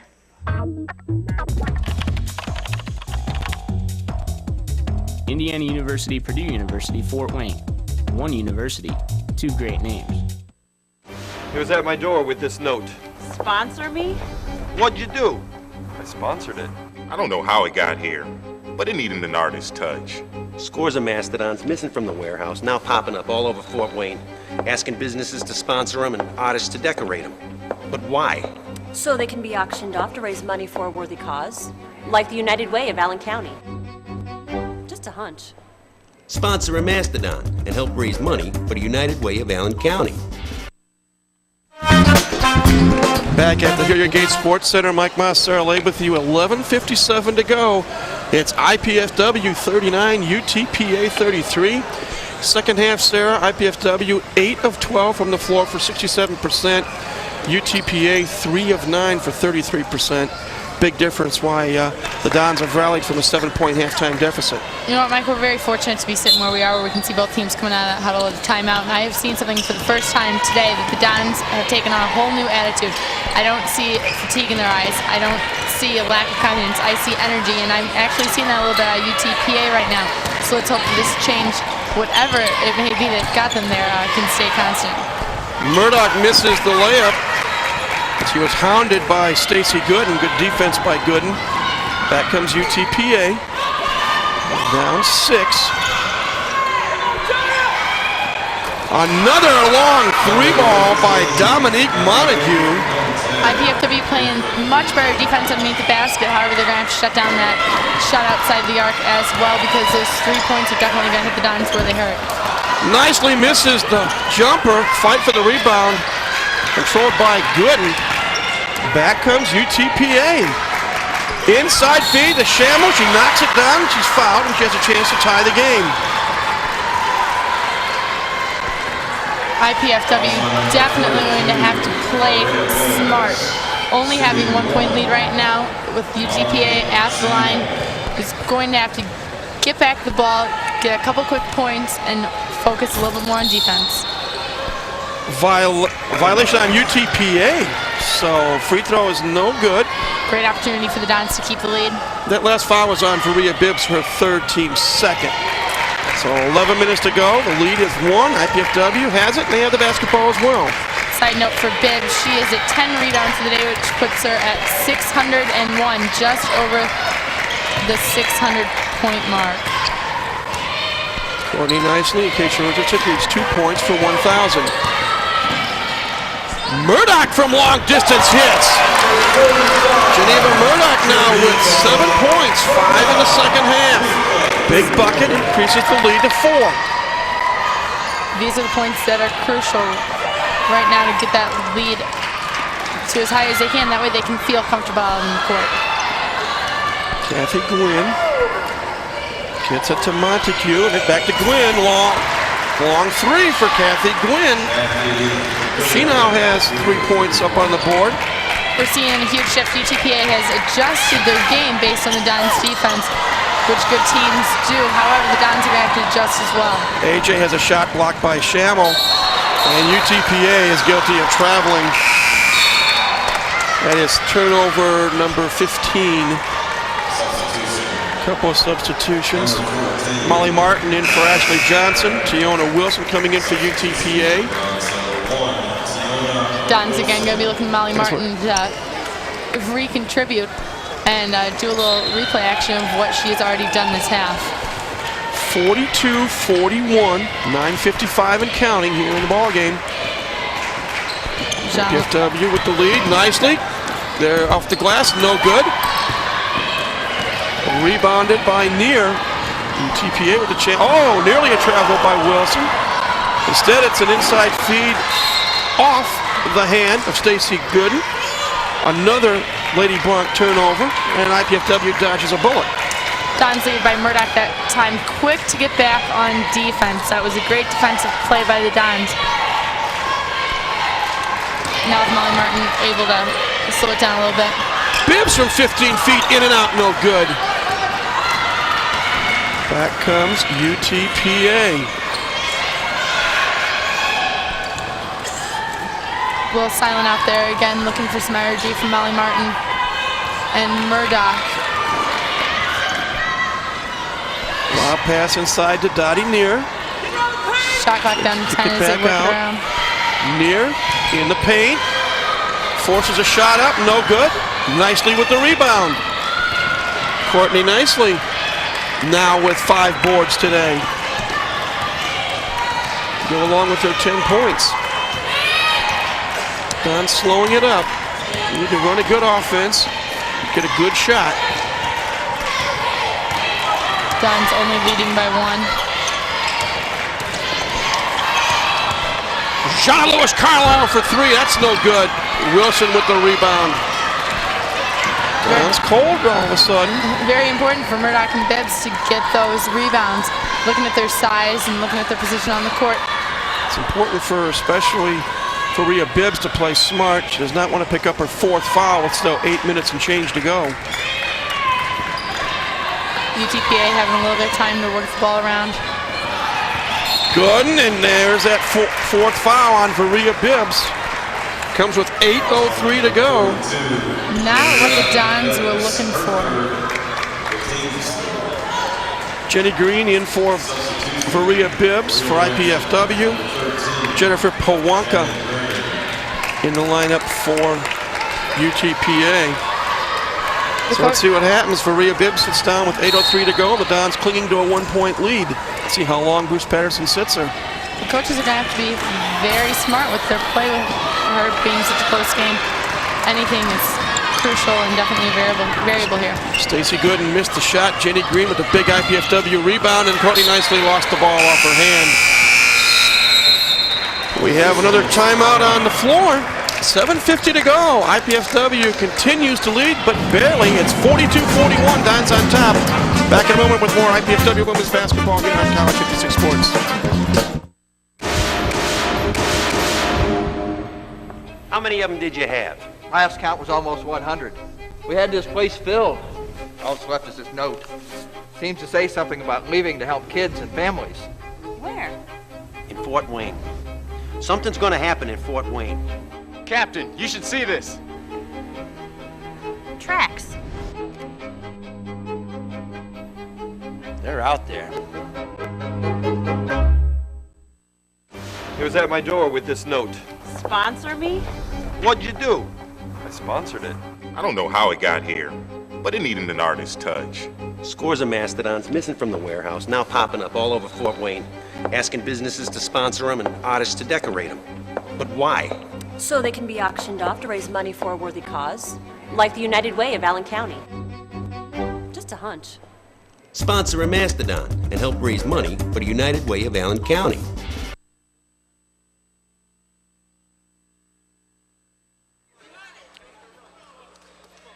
Welcome back, everybody, to the Hilliard Gate Sports Center here on the campus of IPFW. Mike Massera laid with you, 7:50 left. Sarah, at the last media timeout, we commented IPFW started out the second half hitting 8 of their first 12 shots. Since that time, the Dons have gone cold, hitting only 1 of 7. They have cooled off a little bit, but they're taking their shots. It's definitely a change of pace from the first half. They've maintained that pace, a little off on shooting, but they've still managed to keep the lead at 42-41, Mike. They have taken 10 more shots than has Pan Am today. 13 on the shot clock. Molly Martin kicks it off to Murdoch for 3, and that goes out of bounds, didn't touch anything. Just a missed shot by Geneva Murdoch, so 7:34 to go. UTPA again with a chance to retake the lead. You see a great group out there. You got Jenny Green and Jr., number 13, contributing great movement and some great energy out there. Good Dons in a defense. man-to-man defense, I'm sorry. Shammo misses the jumper, but the putback is up and in by Tanisha Pierce. Her first points of the second half. She now has 10, and more importantly, the Lady Bronx reached 342. We've seen a lot of different players take the role of marking up underneath the basket. You got Murdoch, we've seen Bibbs, we've even seen a little bit of Kelly Boyd here. Maybe these changes are what Ball knocked away, back comes UTPA. the changes have led to the Dons being able to shut down that center lane.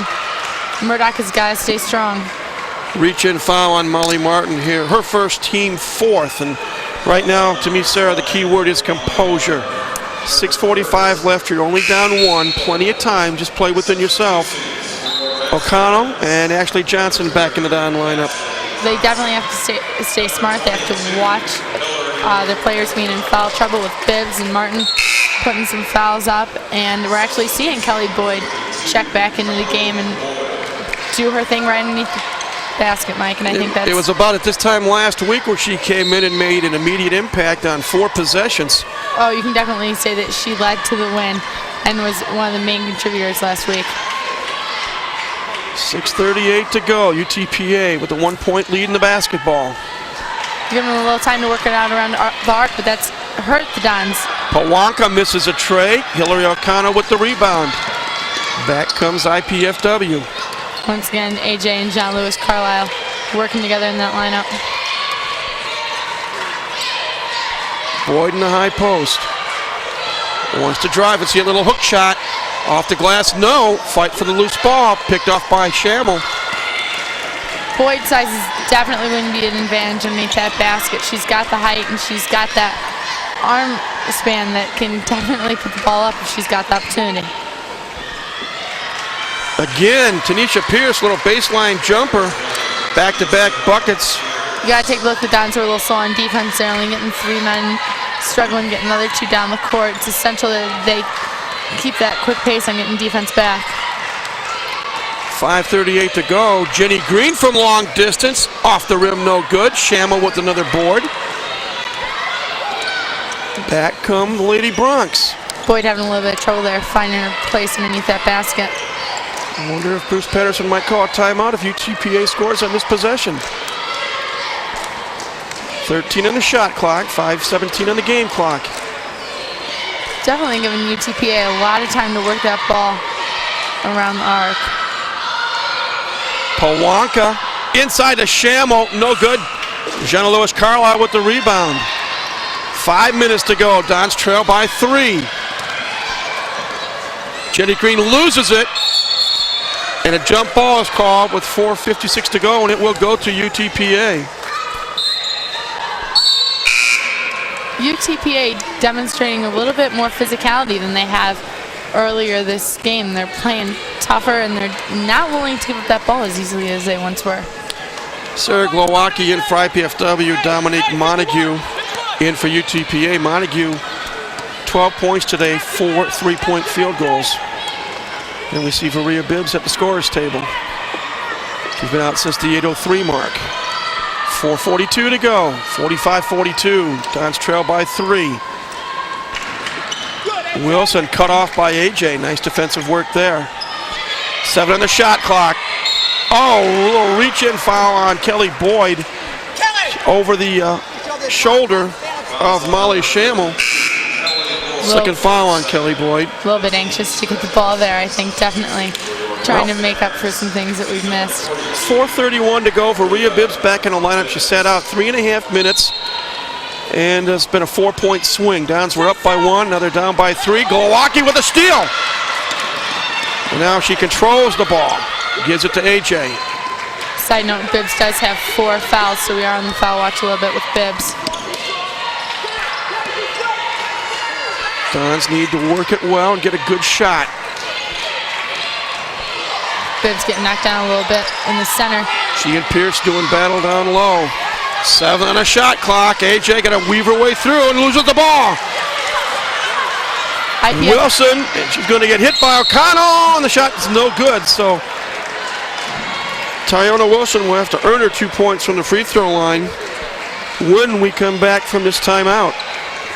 For O'Connell, it's foul number 2, team foul number 6. 3:57 to go, timeout on the floor. Our score, UTPA 45, IPFW 42. You're watching IPFW Women's Basketball on College 56 Sports.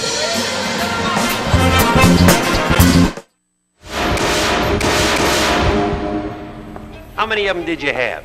Last count was almost 100. We had this place filled. All that's left is this note. Seems to say something about leaving to help kids and families. Where? In Fort Wayne. Something's gonna happen in Fort Wayne. Captain, you should see this. Tracks. They're out there. Are you in there?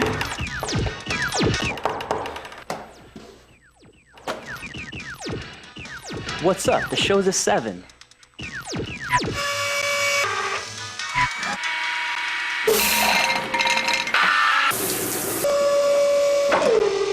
Whoa.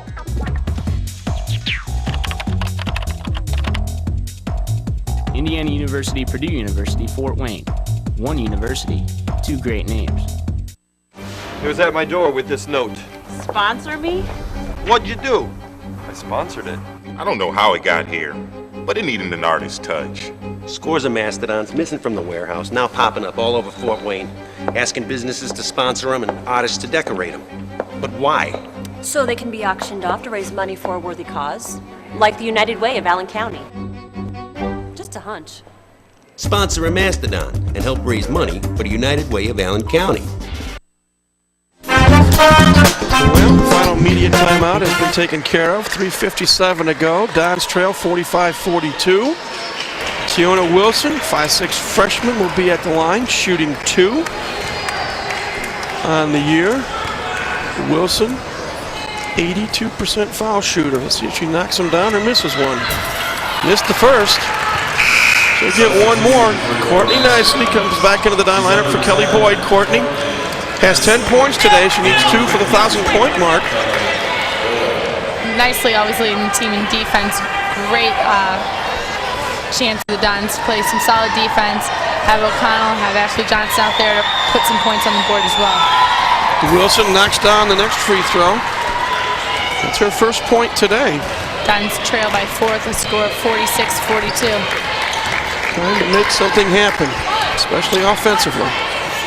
Sarah Glowacki, very animated player, creates some great movement for the Dons. Dons trying to run a little bit of a motion offense. 10 on the shot clock. Glowacki to Bibbs. Playing with 4 fouls. Turnaround shot off the glass and in. This is exactly the game plan that Coach Harrison and Coach Paul have been looking for the girls to execute. He wants them to work the ball in, get those easy points, and then get back. Bibbs now with 9 points. The lead cut to 2 with 3:13 to go. Nicely playing some great defense, getting down low.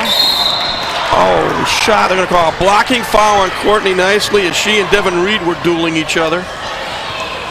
For Courtney, that's her first foul of the afternoon. It's the 7th team foul. They're going to say that was the act of shooting, so Devin Reed will go to the line to shoot 2. She's 1 of 2 this afternoon at the stripe. And make it 2 of 3 as the first one goes through cleanly. UTPA definitely frequently using their substitutions and keeping the energy level high as they do only lead by 3 points. Daniel and Pearson will line up for the Lady Bronx. One more free throw coming. In and out, no good. Bibbs with their 11th board of the day. So the lead is 3. We're near the 3-minute mark. O'Connell tries to tie it up. No good. Bibbs trying for the rebound. And they're going to say she stepped on the line, not being fouled instead, as IPFW wanted by Pierce. O'Connell got that great shot, but definitely great defense again by IPFW senior Courtney Nicely, putting some great picks up. 2:45 to go, 47-44. Dons trail by 3. UTPA with a basketball. UTPA getting plenty of time to work the ball around the arc.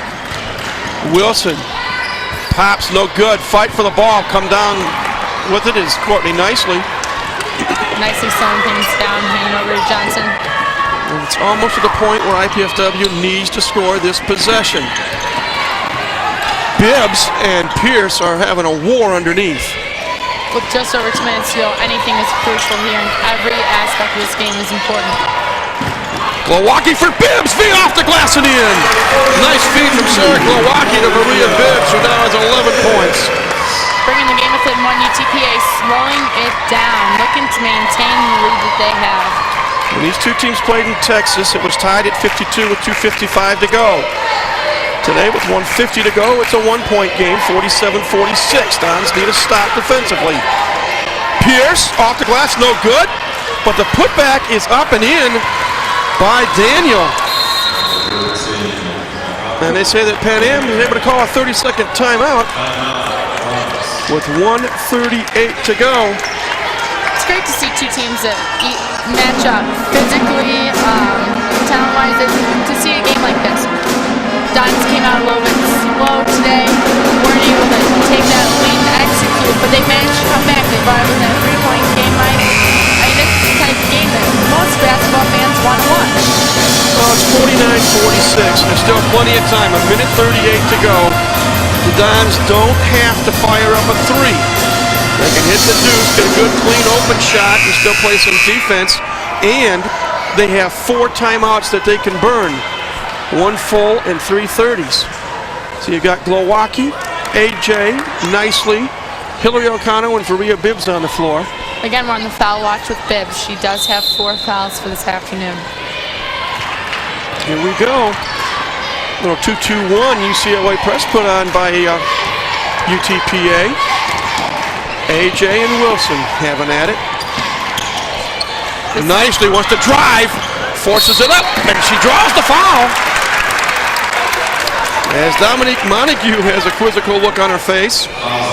Her first, team 7th. Nicely, 2 points away from the 1,000-point mark. And I have to admit, I'm sure she doesn't realize it. Right now, all she knows is her team is down 3 with 1:22 to go. On the year, Courtney Nicely, 76% at the line. First one is good. That's point number 999. At this point, I don't know if I'd want anyone else at the line for my team right now. Courtney Nicely, very consistent, great defensive player, but can definitely put the ball in the net. Second one in and out, no good. Rebounded by Pierce. The lead is 2 with a $1:18 to go. PFW needs a defensive stop right now. Glowacki goes for the steal, doesn't get it. Back on defense, the mental game is going to have to be here for the Dons. Montague inside, turnaround jumper by Pierce is good. Tanisha Pierce, 6 points in the second half, 14 for the game. It's a 4-point lead, under a minute. Nicely, wants to drive, kicks it out.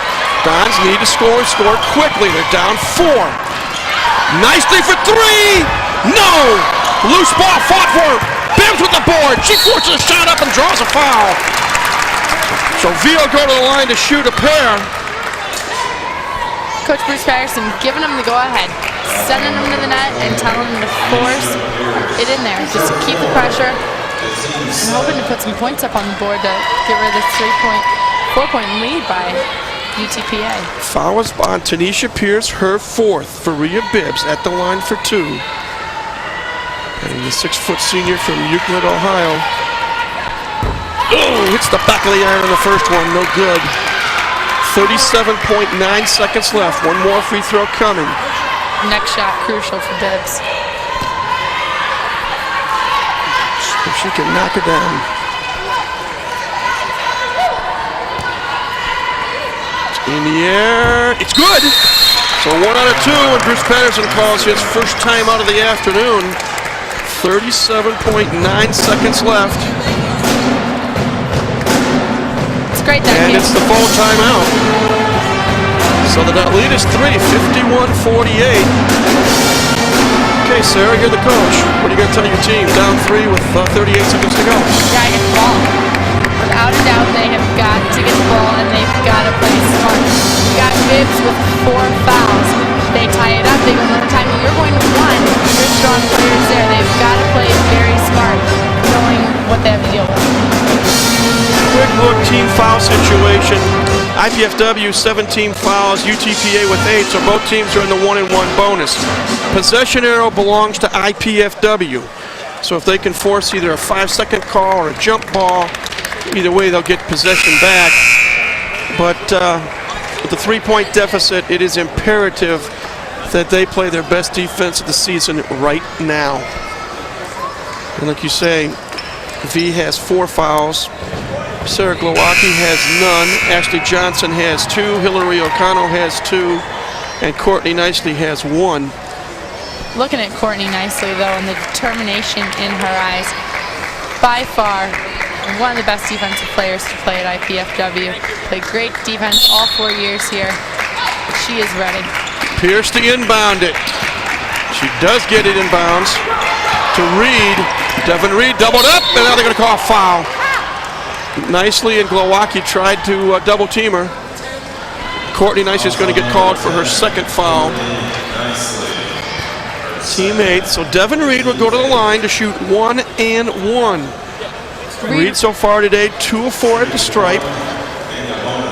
Coming into the game, Devin was a 71% free throw shooter.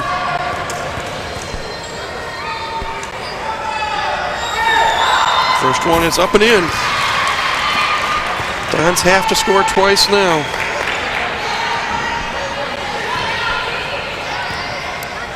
Five points for Devin Reed. She gets 1 more. That one's good as well. 2 big free throws by Devin Reed with 33 seconds to go. Dons need to score twice. Glowacki drives in and she's fouled by Pierce before the shot. And Tanisha Pierce, I believe, is just fouled out.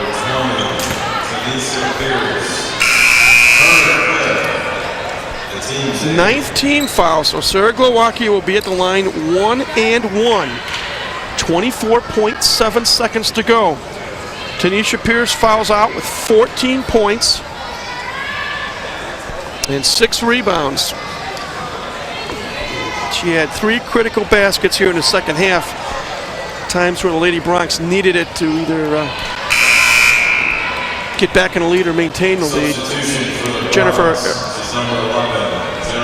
Powanka will come in to replace Pierce.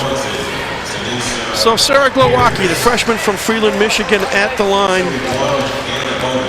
She is 82% on the year, 14 of 17. These shots very crucial for the Dons.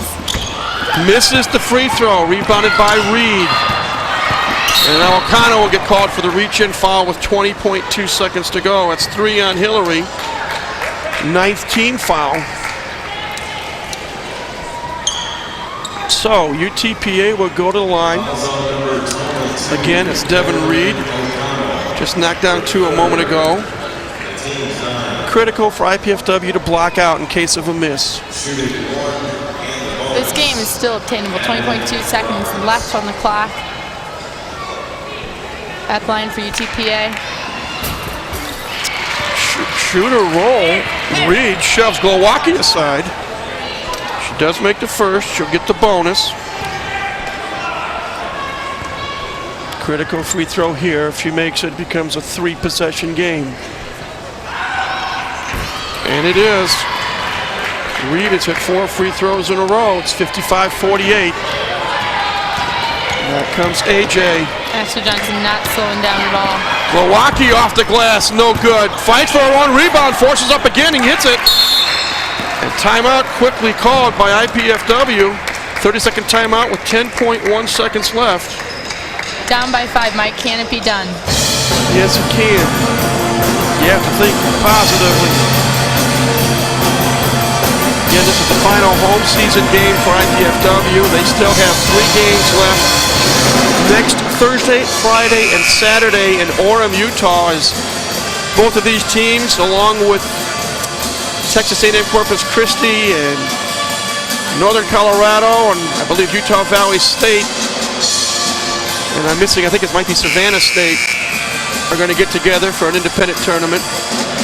Quick congratulations to our 2 IPFW seniors, Courtney Nicely and Maria Bibbs. Courtney Nicely hitting the 1,000-point mark, and Maria Bibbs reaching her 600th rebound this afternoon. Inbounds pass. Don's got a foul, and Nicely fouls with 6.7 seconds to go. For Courtney. No, they're going to call Ashley Johnson instead. That's AJ's 3rd. Team 10th, though, double bonus time. Tiona Wilson will shoot 2. Now the Dons need some major league help. Again, these shots are crucial. First one is good. Puts lead up to 6 for UTPA. 2 points for Tiona Wilson, 5-6. This one could be the nail in the coffin if she hits it, because it'll again be a 3-possession game. 57-50 for UTPA with 6.7 seconds left. Let's see if Courtney can get her last shot, get her 1,000 points. 3-pointer on the way, short, no good, and the horn goes off to end the contest. Let's take a quick break, and then we'll come back and recap it. 57-50 the final, UTPA wins it. Back in a moment on College 56 Sports.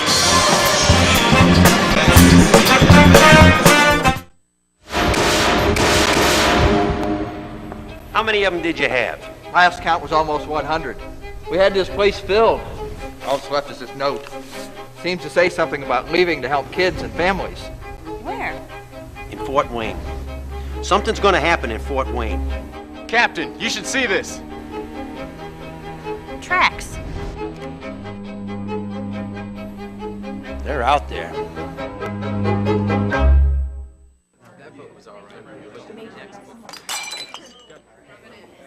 You know, if she continues to spill product at a rate of 3 per hour, unit cost, say 60 cents. Factor in breakage, downtime, lost sales, you're looking at $2,400 a month.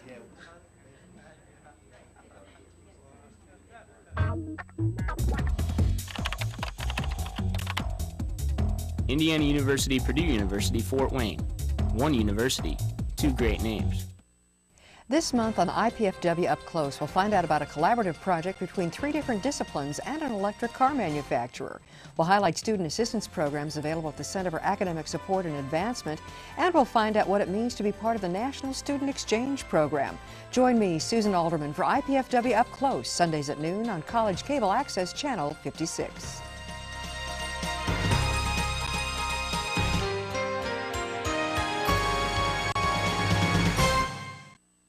He was at my door with this note. Sponsor me? What'd you do? I sponsored it. I don't know how it got here, but it needed an artist's touch. Scores of Mastodons missing from the warehouse, now popping up all over Fort Wayne, asking businesses to sponsor them and artists to decorate them. But why? So they can be auctioned off to raise money for a worthy cause, like the United Way of Allen County. Just a hunch. Sponsor a Mastodon and help raise money for the United Way of Allen County. Welcome back, everybody, to the Hilliard Gate Sports Center here on the campus of IPFW. Mike Moss, Sarah Lake with you. And not the way IPFW wanted to end the home season, Sarah. They dropped a 57-50 decision to the Lady Bronx of Texas Pan American. Not at all, Mike, but you have to take a look at the game itself. IPFW trailing at the beginning and definitely coming back playing a totally different game in the second half. The girls can leave this season knowing that they played very well in the second half and they left their game out there on the court. Well, at halftime, the Dons trailed by 7, 25-18. They came out, hit 8 of their first 12 shots on the floor, took the lead. Actually, I believe it was a 9-point lead, 8 or 9-point lead. But give Pan American credit, they came back, especially Dominique Montague hit 3 3-point field goals in the second half, 4 for the game, and also got some good inside play from Tanisha Pierce, who scored 6 of her 14 points in the second half, and the Dons turned it over a couple of times, got cold, and bottom line 57-50. That's sure. I would like to give a little shout out to Molly Martin for the Dons coming in, playing very strong in the second half, helping the Dons to get that lead, and just played wonderfully defensively and offensively. You see some of the fans, they're sticking around. There's going to be a little presentation and talk here momentarily by head coach Bruce Patterson. And again, they're going to honor the 2 seniors. Courtney Nicely, the 5'8" senior from Lebanon, Indiana, played her high school ball at Western Boone. And she had 11 points today, fell 1 point short of hitting the 1,000-point mark, but she still has 3 games left in Utah. She does. And Varia Bibbs, the almost 6-footer from Euclid, Ohio, who pulled down 12 rebounds, and that put her over the 600 mark for her career. She now has 603. But you see Dave Simon from the men's team. They'll do action tomorrow night at the Coliseum against Texas Pan American. And see Sarah Glowacki, the freshman from Freeland, Michigan, mid-Michigan there. One thing about this program, Sarah, in spite of being 4-21, the Dons are still playing hard. They just come up a little short today. And just waiting for the final stats. And then we'll give them to you. The Dons have had to overcome a lot of adversity this year. They've had a lot of challenges, and they've been able to fight through it. It's great to see teams that can overcome the struggle and definitely keep the fight going. So you have to keep that in mind as well, Mike. Okay, well, we're not going to show you the final numbers on the screen, but we will tell you about them. Texas Pan American today, 46% from the floor, 21 of 46, 5 of 13 from three-point range, 10 of 18 at the foul line. They were led by Tanisha Pierce with 14 points and Dominique Montague with 12. IPFW, 18 of 57 from the floor for 32%, 4 of 21 from three-point range for 19%, 10 of 17 at the foul line. They were led by senior Varia Bibbs with 12 points and 12 rebounds, senior Courtney Nicely with 11 points and 6 rebounds. Rebounding advantage went to Pan Am, 39-33. Turnovers, 17 for Pan Am, only 11 for the Dons, so that was good. Dons had 7 steals to Lady Bronx 5. But again, final score 57-50. Want to remind you that you can see the replay of this game on Sunday, March 20th at 7 p.m. Again, Sunday, March 20th at 7 p.m., the replay of this game with Pan American. And this is our final women's broadcast of the year. The men have 2 more games left. Tomorrow night against Pan American, 6 o'clock. And then the women, as we also next weekend, will be in Orem, Utah Valley State for games on the 3rd, 4th, and 5th, Thursday, Friday, Saturday. They may get another shot at these Lady Bronx. We will see. And as we say, the men's team plays Pan American tomorrow night, 6 o'clock at the Coliseum. And then their final game will be a week from tonight, 7 o'clock at the Coliseum, Utah Valley State, and that'll be our next TV game as well. Sarah, final thoughts, final comment. They fought hard. They came back. They showed their game. They had a great display the second half, and I think that's the way that we should remember this game today, Mike. Thanks for working these last 3 women's games with me. Good luck as you finish your collegiate career of sorts academically. You see the seniors are being honored. Again, final score today, Texas Pan American 57, IPFW 50. For Mike Maz, for Sarah Lake, Mrs. Mike Maz saying so long for now. Again, tune in next Sunday for a replay of last week's game, and in 2 weeks from today, or 2 weeks from tomorrow, I should say, for the replay of today's game. And we'll see you a week from tonight for the next live broadcast of IPFW men's basketball against Utah Valley State. But until then, we wish you a very pleasant good afternoon from the Hilliard Gate Sports Center here on the campus of IPFW.